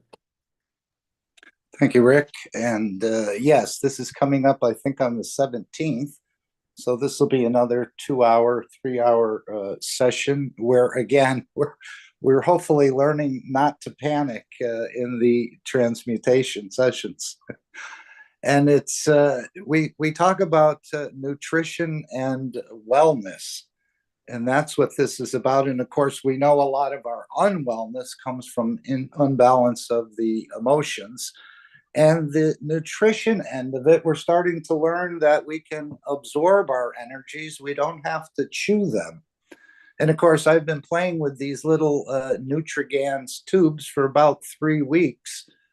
And yesterday, again, these are just training tools, intermediaries in a way. As he said, you absorb from the tube absorbs from the universe. So I'm on my 3rd week playing with the sort of nutrition end of this, that we can feed ourselves without eating or without eating a lot. But we're taking it, again, step by step. As I've said, I'm training for a 26-mile marathon, but I haven't been able to successfully jog around the block yet. So we're just going very slowly, step by step. But an interesting thing happened yesterday to me. And this was the 3rd week. Again, the 1st week I held them in my hand, morning, noon, and night, 30 minutes. 2nd week, we put them on the cosmic ray bundle and then wore the headphones. Again, 30 minutes, morning, noon, and night. So the 3rd week was last week. And on Thursday, I started to go into just 1 meal a day. Somehow, even though some of the other times I was eating more, and I was wondering, well, gee, I'm using these. How come I'm eating more? I don't know what was triggered. But anyway, the Thursday I started with 1 meal and then made it to Friday. Of course, I'm having tea and coffee during the day with some honey in it. And as Mr. Keshe said, you could basically live on coffee. So yesterday, when I went to prepare the meal at night, and really I'm looking forward to it more than ever, but I noticed as I was preparing it and setting the table that I wasn't hungry. And I said, no, you have to be hungry because you haven't eaten all day, even though I had used the tubes again. And so it was like I sat down to the meal, but I didn't want to eat it. And I was wondering, what is going on here? Why am I not wanting to eat? It's almost like if you had a full meal and then you got up from the table and someone else sat a full meal down in front of you and you sat back down at the table. Everyone knows that feeling. You don't want to eat because you already had a full meal. And that was the experience I had yesterday. But I went ahead and I consumed it because I don't want to lose a lot of weight. I think I've lost a couple of kilos or maybe 3 in the last 3 weeks. But it was quite an experience to notice my stomach was full. The meal was in front of me. I had prepared it, chicken and potatoes, some coleslaw, 2 slices of pizza, glass of wine, pickles on the side. But when I sat down, it just wasn't there. It was something is happening. I don't know exactly what. But before that, that was the 5th day. So now this will be the 6th day. And again, we'll do the same procedure again. So these are much more powerful, I think. Again, that was the meal the other day. I just thought I set that up quite nicely. And I should have taken a couple pictures of the other ones, but again, very interesting. It was just something that I couldn't believe, that I felt full, yet I hadn't eaten all day, although I did use the tubes, as I said. So there's something quite powerful about these tubes. And as he said, they're all made, all these products are made for the space travel. We're using the fruity one. I would suggest getting all 4 of them. But I've only been using 3 of them, meaning the fruity one in the morning. And you can envision whatever you'd like in the fruit dimension. And then in the afternoon, that's where that Mediterranean salad come in, because I picked up the herbal one and I said, this is something I've never had a Mediterranean salad because I don't like beans or chickpeas, and that's in there, and I made my own dressing. So I'm sort of imagining, as I hold the herbal one, of having a Mediterranean salad. And then at night, the tube that's called red, and I think it's called red because it's protein, either lamb. It does look more on the lighter side, as not a dark red meat as a roast, but it's again, if this is the beef or the lamb or what you have as a protein. And this is the one I use at night, but I haven't introduced the vegetable one yet. It's called veggie. So this is what we're working on. So there's definitely a transmutation process going on. Each tube is 99 plus value added tax. And they did arrive in a timely manner. It wasn't any delay.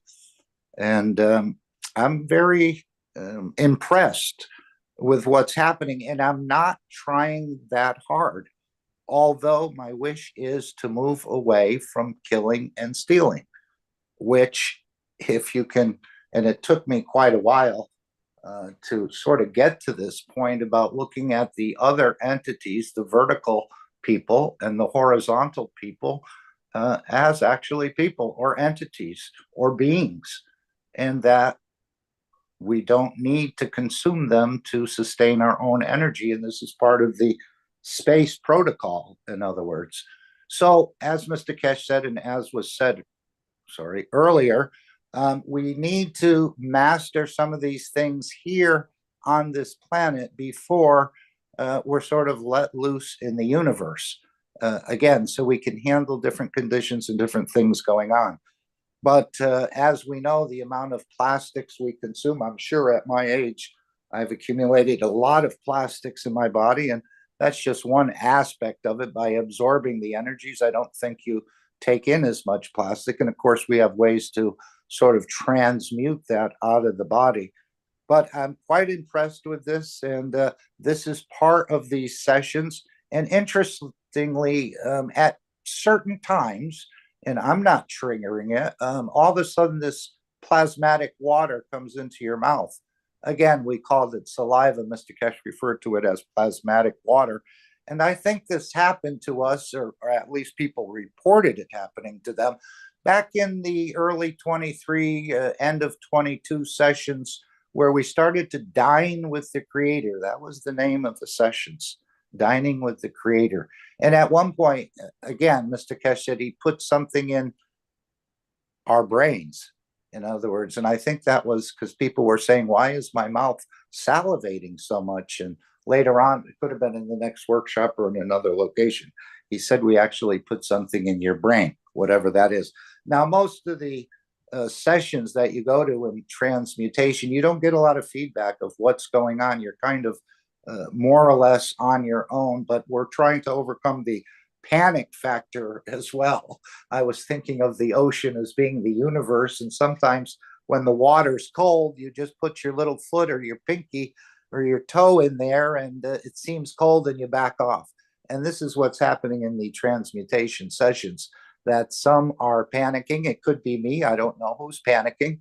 And apparently then we have to sort of regroup and start the process again. So we are transmuting, but I think Mr. Keshe wants us to go into a longer period of this transmutation time, not just a minute or 2 minutes and then come back, but go into a longer. So we're trying to extend this. And in the upcoming sessions, there's still time to sign up for Friday. And again, the bigger part of these transmutation sessions is keeping the Keshe Foundation free for humanity, as we heard, I think, mentioned earlier. The upcoming sessions, the February, March, and April, he's talking about the teaching us, or we have to approximate and understand how to detach from this line of nitrogen, this track or something along that line, because it's,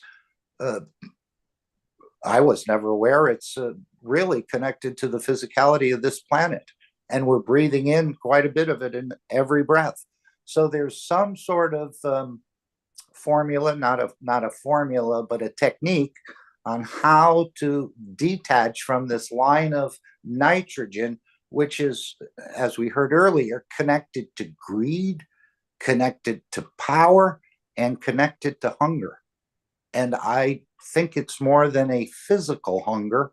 It's perhaps the hunger for attention, the hunger to dominate over others when you're in charge, this total idea of an emotional hunger to be on top, to want power in that sort of way. So I think by learning, again, the technique of detaching from this line of nitrogen, it will make the transmutation and probably our hunger in the matter state as well to be more under our control. But it's just amazing what's happening with these little tubes. And I'm not doing a lot of the work. I mean, I'm just holding on to them. And of course, believing that I can absorb energies without chewing them. And we know the stronger your belief, the stronger the emotion it creates. And I'll just give you a little example of that. I thought I had lost my keys in the car, or a second set of keys. This was maybe a year ago or something. And I had such a strong emotion that those keys were in the car. I must have checked it thoroughly 5 times. But the keys were actually found in the house.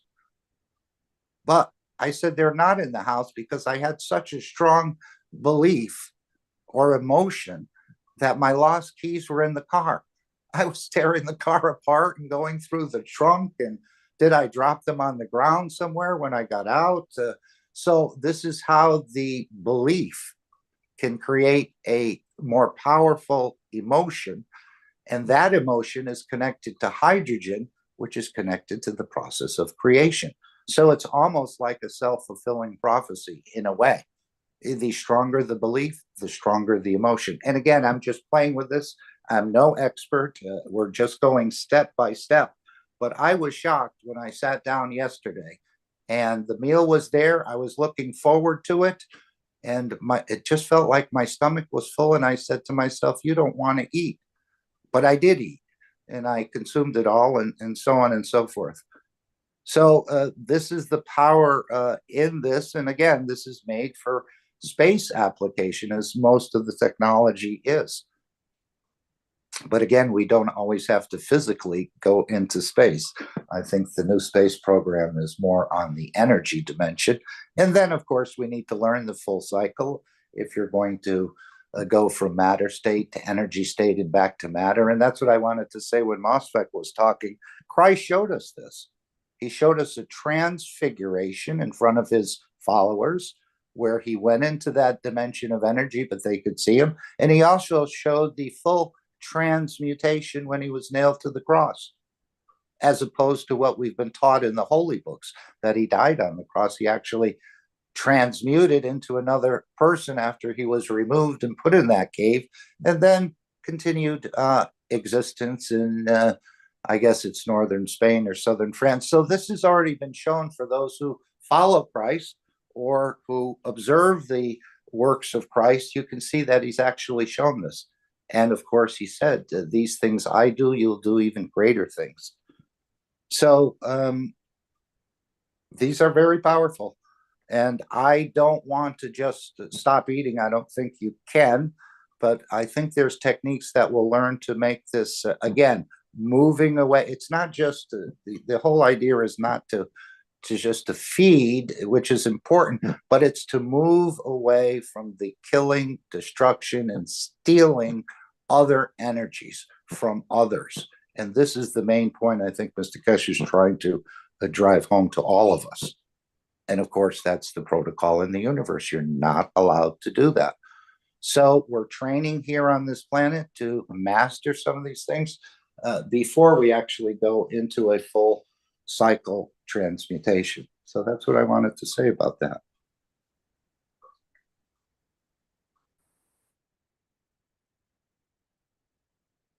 And as Mosfeq said, we all have the capability to do it.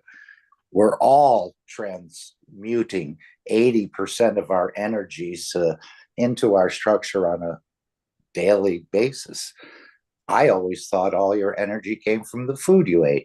But now, as we understand the mystery of the energies Mr. Keshe is opening up, that only 20% comes from the matter state of the food. So we're all in the default position of 80% absorption going out the gate, whether you're aware of it. And of course, most of us are never been aware of it. But now we're understanding how this structure works in a much deeper and profound way. As he said, we're opening up the mystery of the entity in the matter state to its energies. And as we looked at that picture, that was, and what Mr. Keshe commented on in the workshop with the 3 gold spheres there, about being able to absorb, consciously absorb the energies we need, or the energies we need to give. So this is a very, again, profound understanding of how our structure has been created and how it works. As we understand, you need zinc in the body. The body's doing transmutations all day. It's splitting neutrons. It's transmuting copper into zinc if you need it, and other transmutations going on. But man, we haven't understood the beauty of our own creation. And this is what Mr. Keshe is introducing in a way, or the foundation, and this technology is introducing to all of us. And of course, if the creator doesn't take any of his creations to sustain his own structure, and we're made in the image of the creator, a smaller amount, a smaller size, and a smaller strength, but we can replicate the same process. And this is where we're going into this space technology, where, as we know, you can't take all the doctors, you can't take all the food you need or all the medicine you need. So we're learning to be able to play in this energy dimension, which, again, we thought it was a daydream. We thought it was a night dream, zero time communication. You think of somebody 2 days ago and all of a sudden they reach out to you, or you're preparing dinner and all of a sudden you remember the time you were riding down a mountain on a bicycle, and you just drift off into that for a second or 2 or 3. That's a transmutation. We've been told to call it a daydream, but there's much, much more going on. And of course, the soul doesn't, and our structure didn't come with an owner's manual. So we sort of have to learn this new understanding, or this new universal knowledge. Thank you.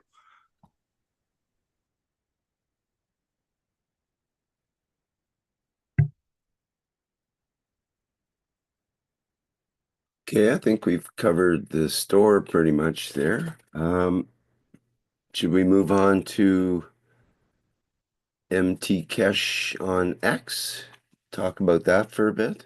Please. But again, I'm not familiar with any of this. I did sign up for X, although my philosophy has been in the last 20 years to become more unconnected from these mechanisms we call computers.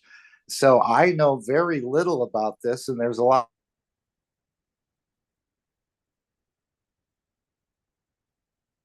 Hello? You still there? I think Mark dropped out.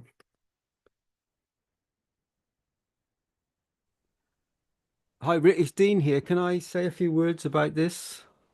Yes, please go ahead, Dean.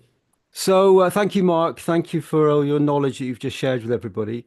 So my feelings towards this are the social media, and the time, place, and position of now. And we have emotions that are connected to the world events. We feel the energy.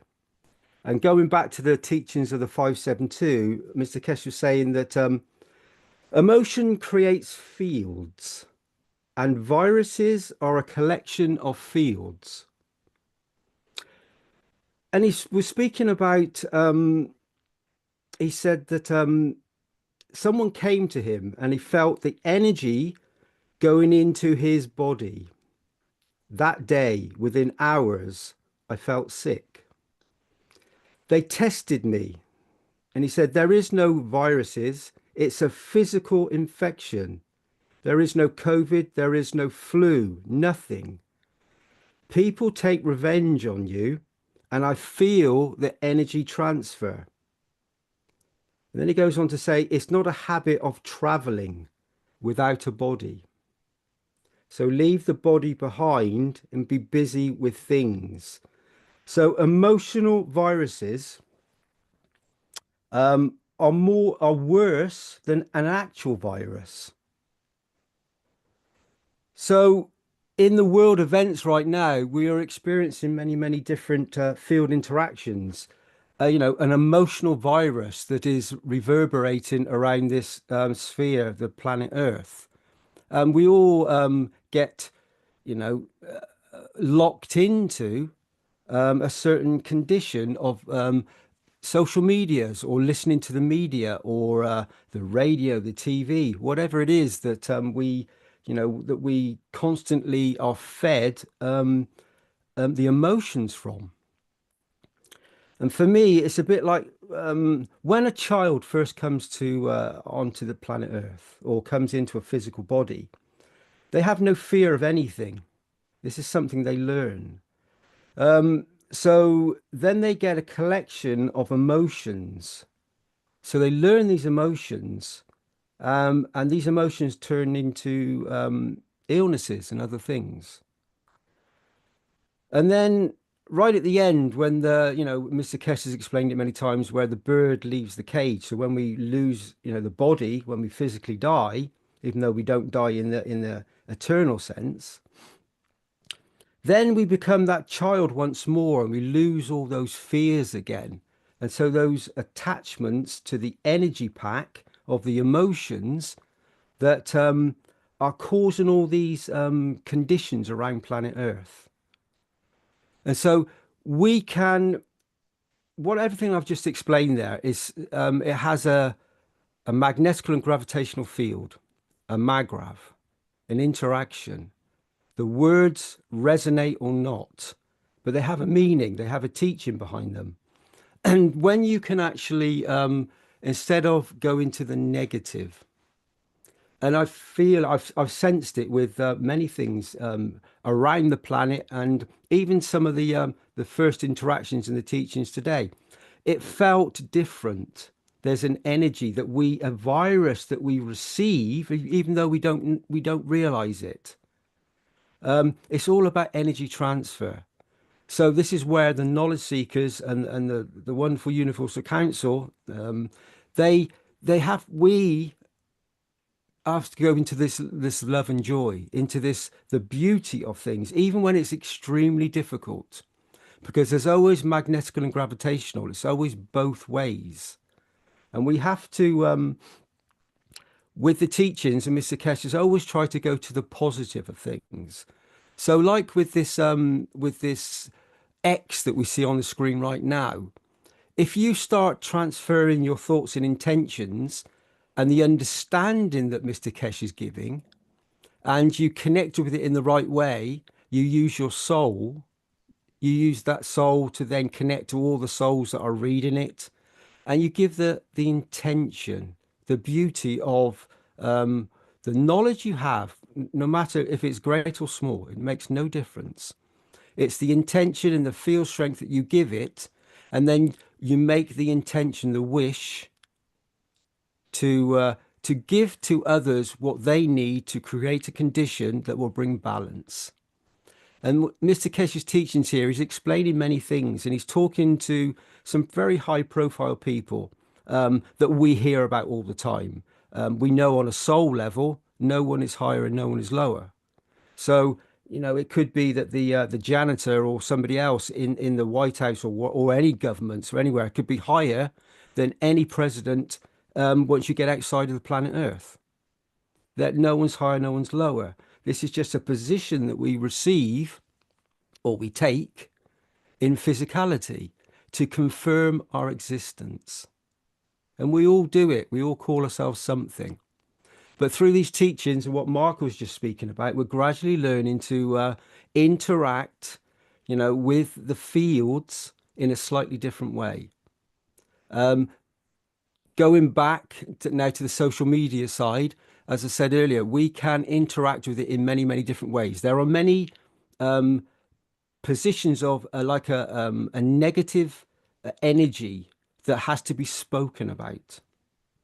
We have to clear this emotional virus from humanity. So we have to deal with it. It's part of the energy that we are receiving. And as I said, I sense that humanity is feeling this because it is being transmuted and transmitted constantly. And so this is where you as a soul, as a universal being, as a physical person, have to transmute that. And we were speaking about earlier on about grounding yourself. That's one way of doing it. You can ground yourself to Mother Earth and receive the, the energy that is within, the spectrum of fields of the planet. You can also detach yourself from that, and you can become emotionally detached and receive a different sort of energy, which is what we speak about quite a lot within the Universal Council. Is connecting on a soul level. And ultimately, regardless of what physical form you carry, ultimately we will all end up as an energy pack that is placed, time, place, and position somewhere within a universal condition, whether it's back on planet Earth or whether it's wherever you gather your field strength, your inertia to find your position. And the understanding is the beauty of it. So Mehran Tavakoli Keshe has now got an X page, and he's speaking with some very beautiful topics of what's actually taking position and the conditions of the planet through our leaders. And some of them say certain things, but they only fulfill part of the three wise men. It doesn't match. So they may say something, but then the intention or the actions don't match. And so you never get that connection, that true essence of giving back to humanity, giving back to the souls that create a condition of peace. Mr. Keshe has been speaking about it, where he was saying and talking to the leader that you have to understand, and you really have to understand now, that you may say that I'm a peaceful person, but unless you follow through with actions that stop the war machine and create a condition where it cannot be tolerated, it cannot go forward anymore, you stop that circle, that position, so that the whole of humanity then doesn't have to pay back for the emotional virus that is created through the field interactions of this taking place within our sphere, which is the globe, which is planet Earth. And we're all part of this. We all breathe the same air. So we're receiving this emotional virus because part of the interaction is not correct. It's not in the ethos of what it really should be. So it may seem like a simple thing, and it can be, but it can also be the most beautiful interaction when you connect with it and you give your intention and you receive the knowledge, you understand it, and then you share what you know with others so that we tip the balance the other way. We create a condition of peace and harmony amongst ourselves, amongst social media, amongst the field strength of all the emotions that are the virus that we contain and we have within our structure of the planet and ourselves. We are the virus, and to cure the virus, we need to come back into balance. So I know that's slightly different to a way of talking about social media and the X channel. It's a channel. Again, it's another channel. It's opening up a channel of communications. So if we open up channels of communication and they're in the correct ethos, the field strength, the seed that flows from that very point of manifestation of that moment, and that seed tells a real truth, and it upholds to the values of thinking, speaking, and acting in that ethos, it creates a beauty. And you are that point of energy transfer in motion of the emotions in this very moment. So interact, send it with love and care, and let's create the conditions so the X channel and many other channels become the beauty on planet Earth, to share real knowledge and real understanding, and for the negativity to change, to flip to a positive interaction for each and every one of us. And I think in these moments, this would be a very beautiful way to interact for the sake of the souls present, all souls created, for humanity and our very own well-being, whether it's in physical form or the aspect of what we receive as a soul and then deliver on. So I think that's all I'd like to say, Rick. I don't know if anybody else would like to say something. Thank you, Rick.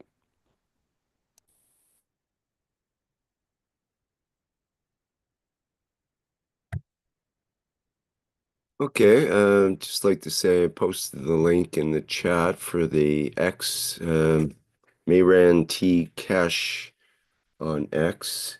That's the way it should, you should put it in as Mehran T. Keshe, and that way it will go through properly into the correct page for his name. His latest post has been described as talks about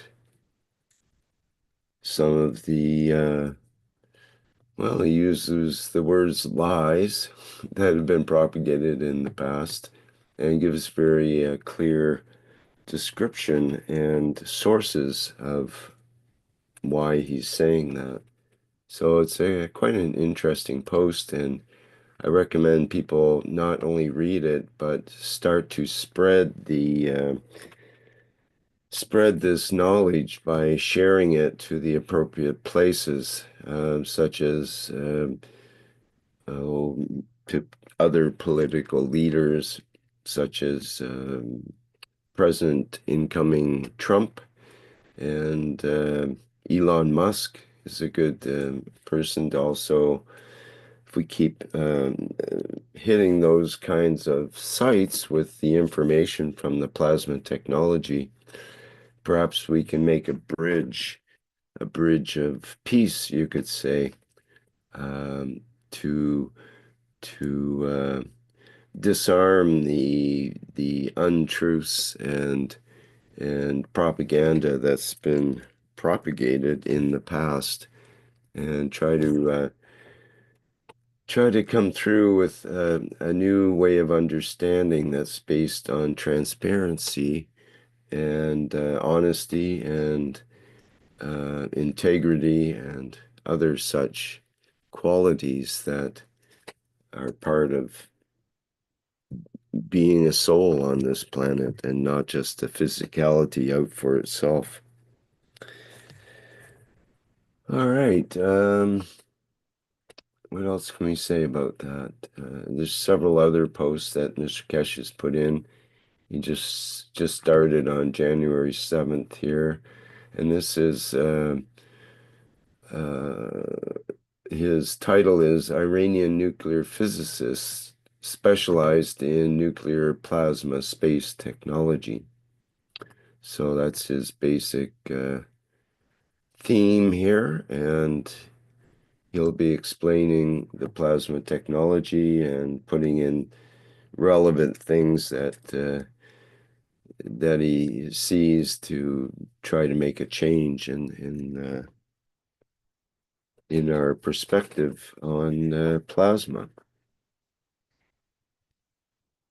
Very interesting development, and I think it'll be an excellent way to communicate. It's basically the way the world leaders such as Trump and Musk are communicating now, is through these public posts, and they get instant feedback on whether something's real or not real, or true or not true, all the sources start pouring in and different facts come up and so on. And it's actually a more democratic way of doing things when the actual leaders have a pulse on the public and can tell what people are feeling.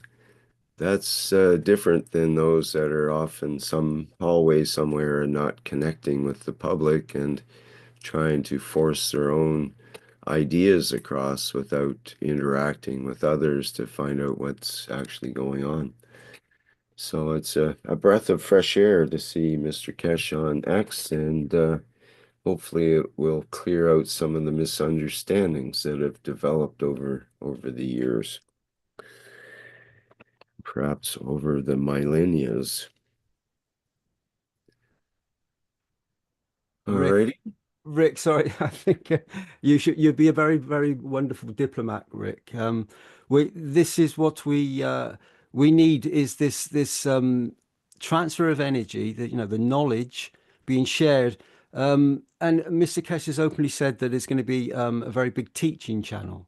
So yet again, it's another way to teach. And for many people that may come across this, some of them won't know the knowledge that the knowledge seekers know. So the terminology and what's being spoken about will be very new and may cause an interaction, because it's like, no, this could not be possible. But this is the reality of what the foundation and the knowledge seekers have been dealing with for quite a long time. And it's up against a wall of field interactions that are trying to prevent this knowledge coming through. However, the way it's been shared by Mr. Keshe on many, many different channels, and the teachings, the ethos and the seed are so perfect and so correct that it will always find its position. And the more that the interaction is to try and stop it, the more it will go the opposite way.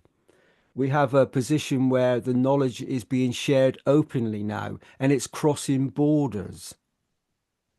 And this is where the past divide and conquer has tried to stop this. It's the way the British have worked for a long time. We know this, that they have tried to divide and conquer the world. And this is the way that if you keep one position and then tell the others something else, you always keep a position of strength. Mr. Keshe has always said that he will always negotiate from a position of strength. And yet he's not been on any of these social medias before, and are very limited platforms to teach from.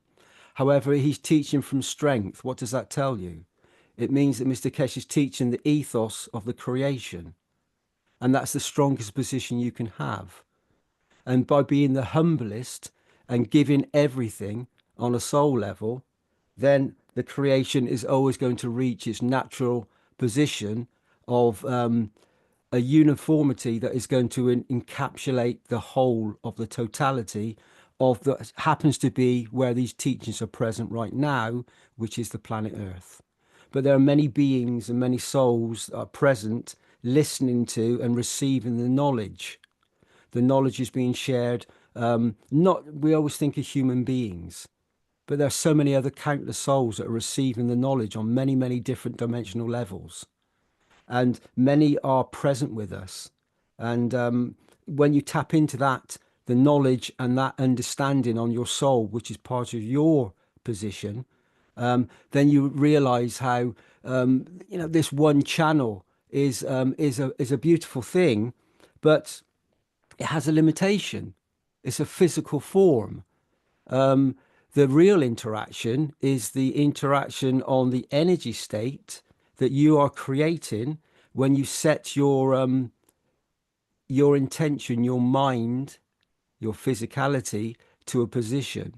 And with this knowledge, it's expanding and opening up. The core is opening, the seed is correct, and the expansion of the knowledge is present for each and every one of us to receive as you wish, as you are ready to receive it, and you will receive it. Thanks, Rick, for that. Has been shown there, this picture of this reactor that was present in I think, I can't remember exactly what it was. I can't read it. It's a bit small, but I think it was in some in early 2000s that the reactor was present in a Belgium community in one of the conferences and things. And then it was shown in Linz again in the last few years. And a certain gentleman was saying that it was to create a bomb, when this is a total untruth. It was actually produced for space travel, for flight. So the intention was totally different to what humanity's received. So those three intentions didn't match. That the intention was set, then it was the creation was jumped upon by somebody, and something was used in the wrong way.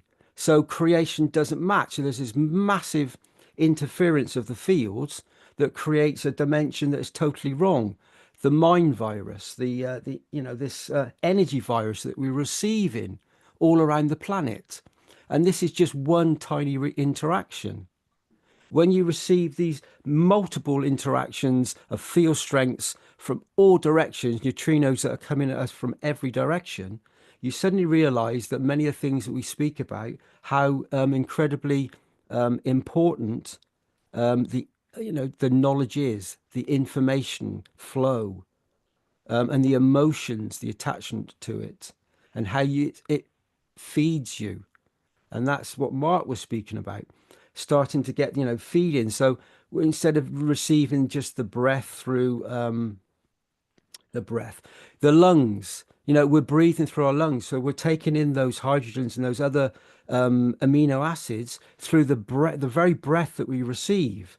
And I think I was listening to Mark the other night. He was saying it's something like 17,000 something breaths that we take every day. So imagine the amount of interaction we are receiving, and then we use that energy and we give it back into the environment, and the others receive it.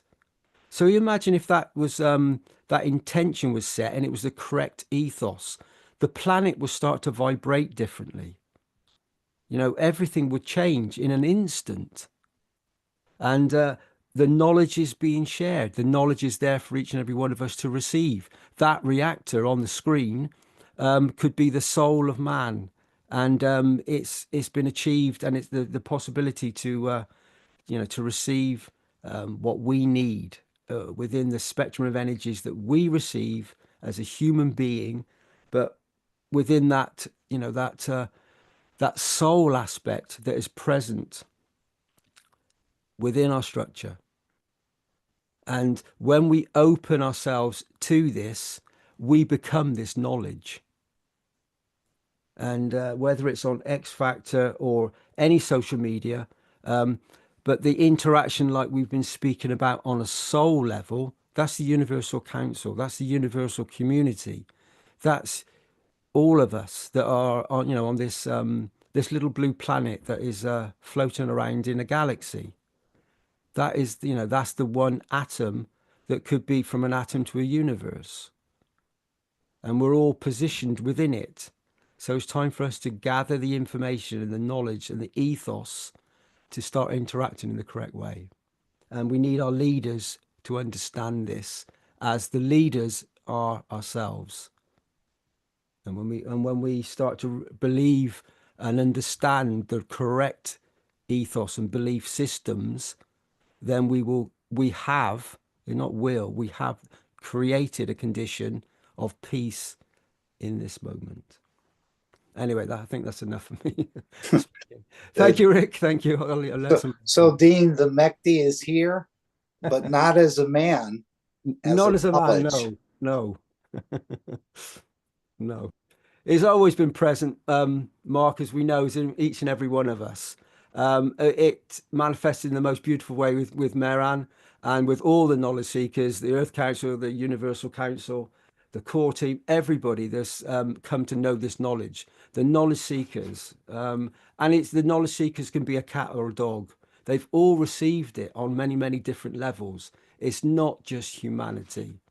And we need to be in, understand the beauty that has been shared in this moment. It is quite staggering how that when the ethos is correct and it is creation is present, you can't stop creation, not the correct way. You can contain it for a little while, but it soon spills over the container because it's the totality of everything. So yes, you're right, Mark. Yeah, the METI is definitely present with what the knowledge that we've received.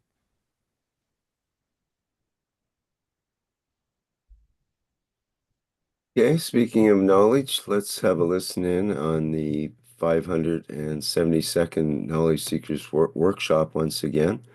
We have about a 4-minute excerpt, and then we'll go on to needs and wishes and start to wrap up our workshop. Okay, I think I'm lined up. Here we go.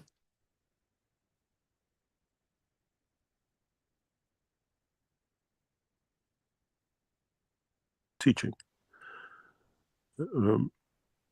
I've just seen that Rick has put a notice up. You can follow discussions we started on what we call the X. It's called Mehran T Keshe, or it's at x.com, Mehran T Keshe. And we started, as I said, interacting with world leaders in a different way, and especially with the American administration, as we put things public and private and start enlightening worldwide the public teachings. Try to join X2 and introduce it to the others, because the topics we interact with certain number of people, specifically which we think is to the benefits of human race or advancements of peace. And we start teaching extensively on this channel. Then the Keshe Foundation, is replacing the Keshe Foundation teaching. As you notice, the articles I put is different than you listen or you see in other chats, as we use it as a part of teaching and enlightenment. And you can join in to see and listen. As I said, one of them, delay of a couple of minutes this morning, was responding to President Trump in one of his entries.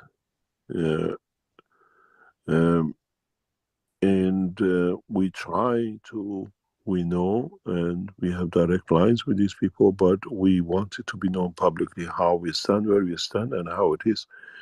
Interesting enough is on the profile, what I saw will add up things that you might be surprised by. The profile has been changed. And we try to bring the chats we used to have.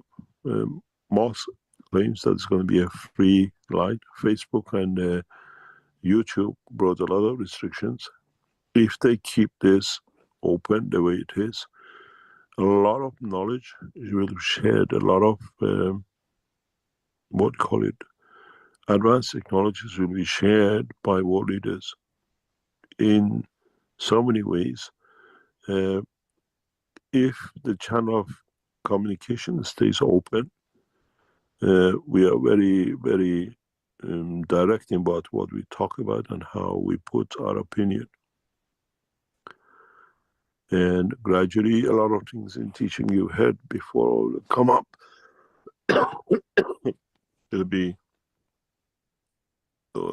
taught on this channel. We try to keep it very active, and we know how the governments respond to these things.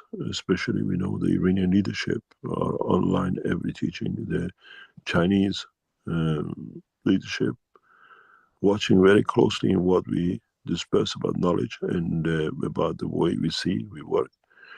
The same has been with the Americans, and the same has will be with everything else as we see it fit to benefit the process of peace.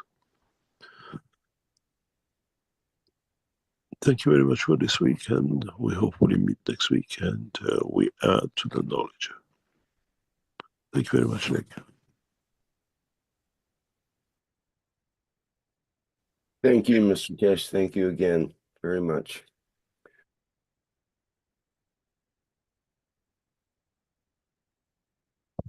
All right, that's our excerpt from the 572nd Knowledge Seekers Workshop, which, as Stefania has laid out and others here, is definitely a good one to listen to if you haven't taken it in yet.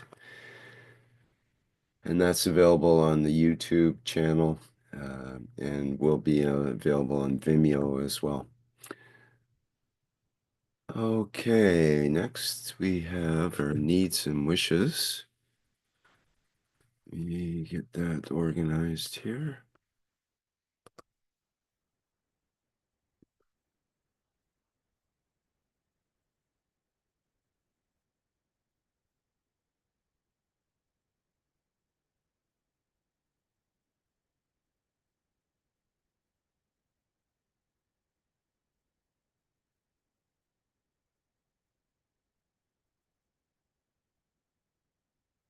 Okay, I've got Moshfek, Stefania, Mark. So duke it out, you guys. Stefania, I think this is your wish. I can read it, no problem. We Universal Council give from our soul to Elon Musk and the Keshe Foundation to work as one to promote peace in the universe. I think goes very well on time after the explanation of Musk and Mr. Keshe. I really hope they start to work together as one team to make the change. And I hope this year is going to be the year of peace, like Mr. Keshe said. So we have to get ready to a lot of changes. I'm ready, by the way. While you were talking, I start to follow Mr. Keshe in X. I'm not good with computer, but it's not that difficult. You just click the link, you have to have a username, and you're ready to follow.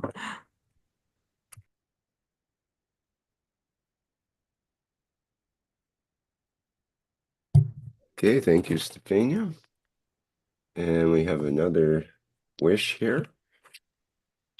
And as we heard from Mr. Keshe in one of the previous workshops about how that aurora or that perturbance of the sun transferring energy from, in a way, from the mother to the child can cause, because that energy has to be released at some point, can cause some disturbances in the weather and other anomalies that wouldn't be standard. So I know the Keshe Foundation is open to assistance in these situations, and that's why I formulated this. We, the Universal Council, give the leadership of Los Angeles, California, the strength to reach out to Keshe Foundation for assistance and support and see what's on the table, from fire suppression to emotional balancing of your citizens. And hopefully they don't miss the opportunity, but if they do, other opportunities will arise in other places and other locations on this planet. So this will be, in a way, a work in progress to assist, as was done in Gaza and other locations.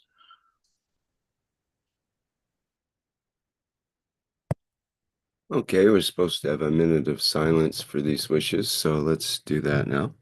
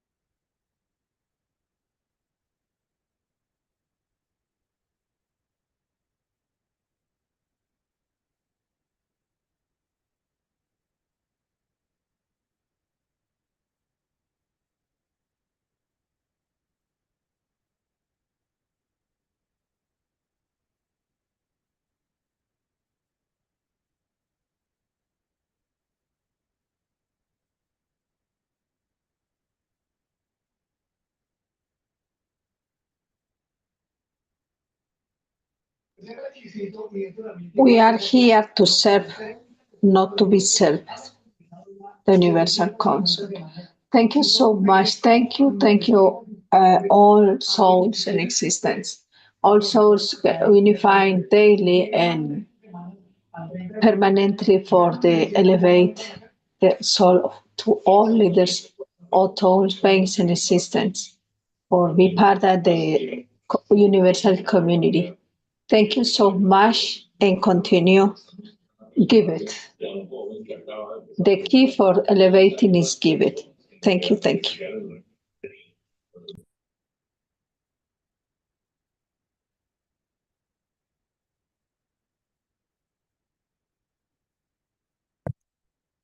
Okay, excellent. That seems to, if there's no further questions or comments, let's see if we were supposed to see if there's any needs or wishes in our community here. I'm just checking our conversations maybe on YouTube. Nothing in particular, but we do have Stephen who says, hello from Eugene, Oregon. Thank you for all your work. And Mahmoud says, hello from Austin, Texas. And Orlando says, hello from Pittsburgh, California.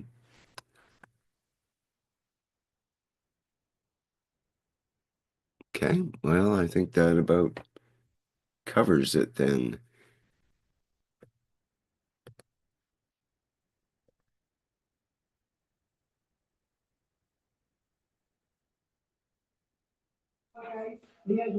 Thank you, Rick, again. Okay, thank you. And thank you to all the members and support members of the Universal Council for putting together today's presentation and delivering it. This has been the 361st One Planet, One Nation, One Race for Justice and World Peace here on Tuesday, January 14th, 2025. Our next public teaching workshop will be the Keshe Plasma Reactor Group, which starts tomorrow, Wednesday, January 15th at 7 a.m. Central European Time.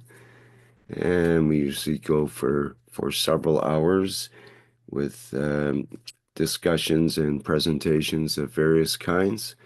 If you have something you'd like to show about the plasma technology or some questions or discussion that you would like to bring up, then that's a good place to do it for young and old, newcomers and old-timers with the plasma technology. Okay, I think that wraps it up other than our musical ending here. So again, thank you everybody for attending today. Lovely workshop, and thank you again for all the members of the Universal Council for giving their time, energy, and soul energy for this work. Okay, may all of our efforts be used for the benefit of all beings everywhere. And we'll go out with the musical ending, and bye for now, everyone.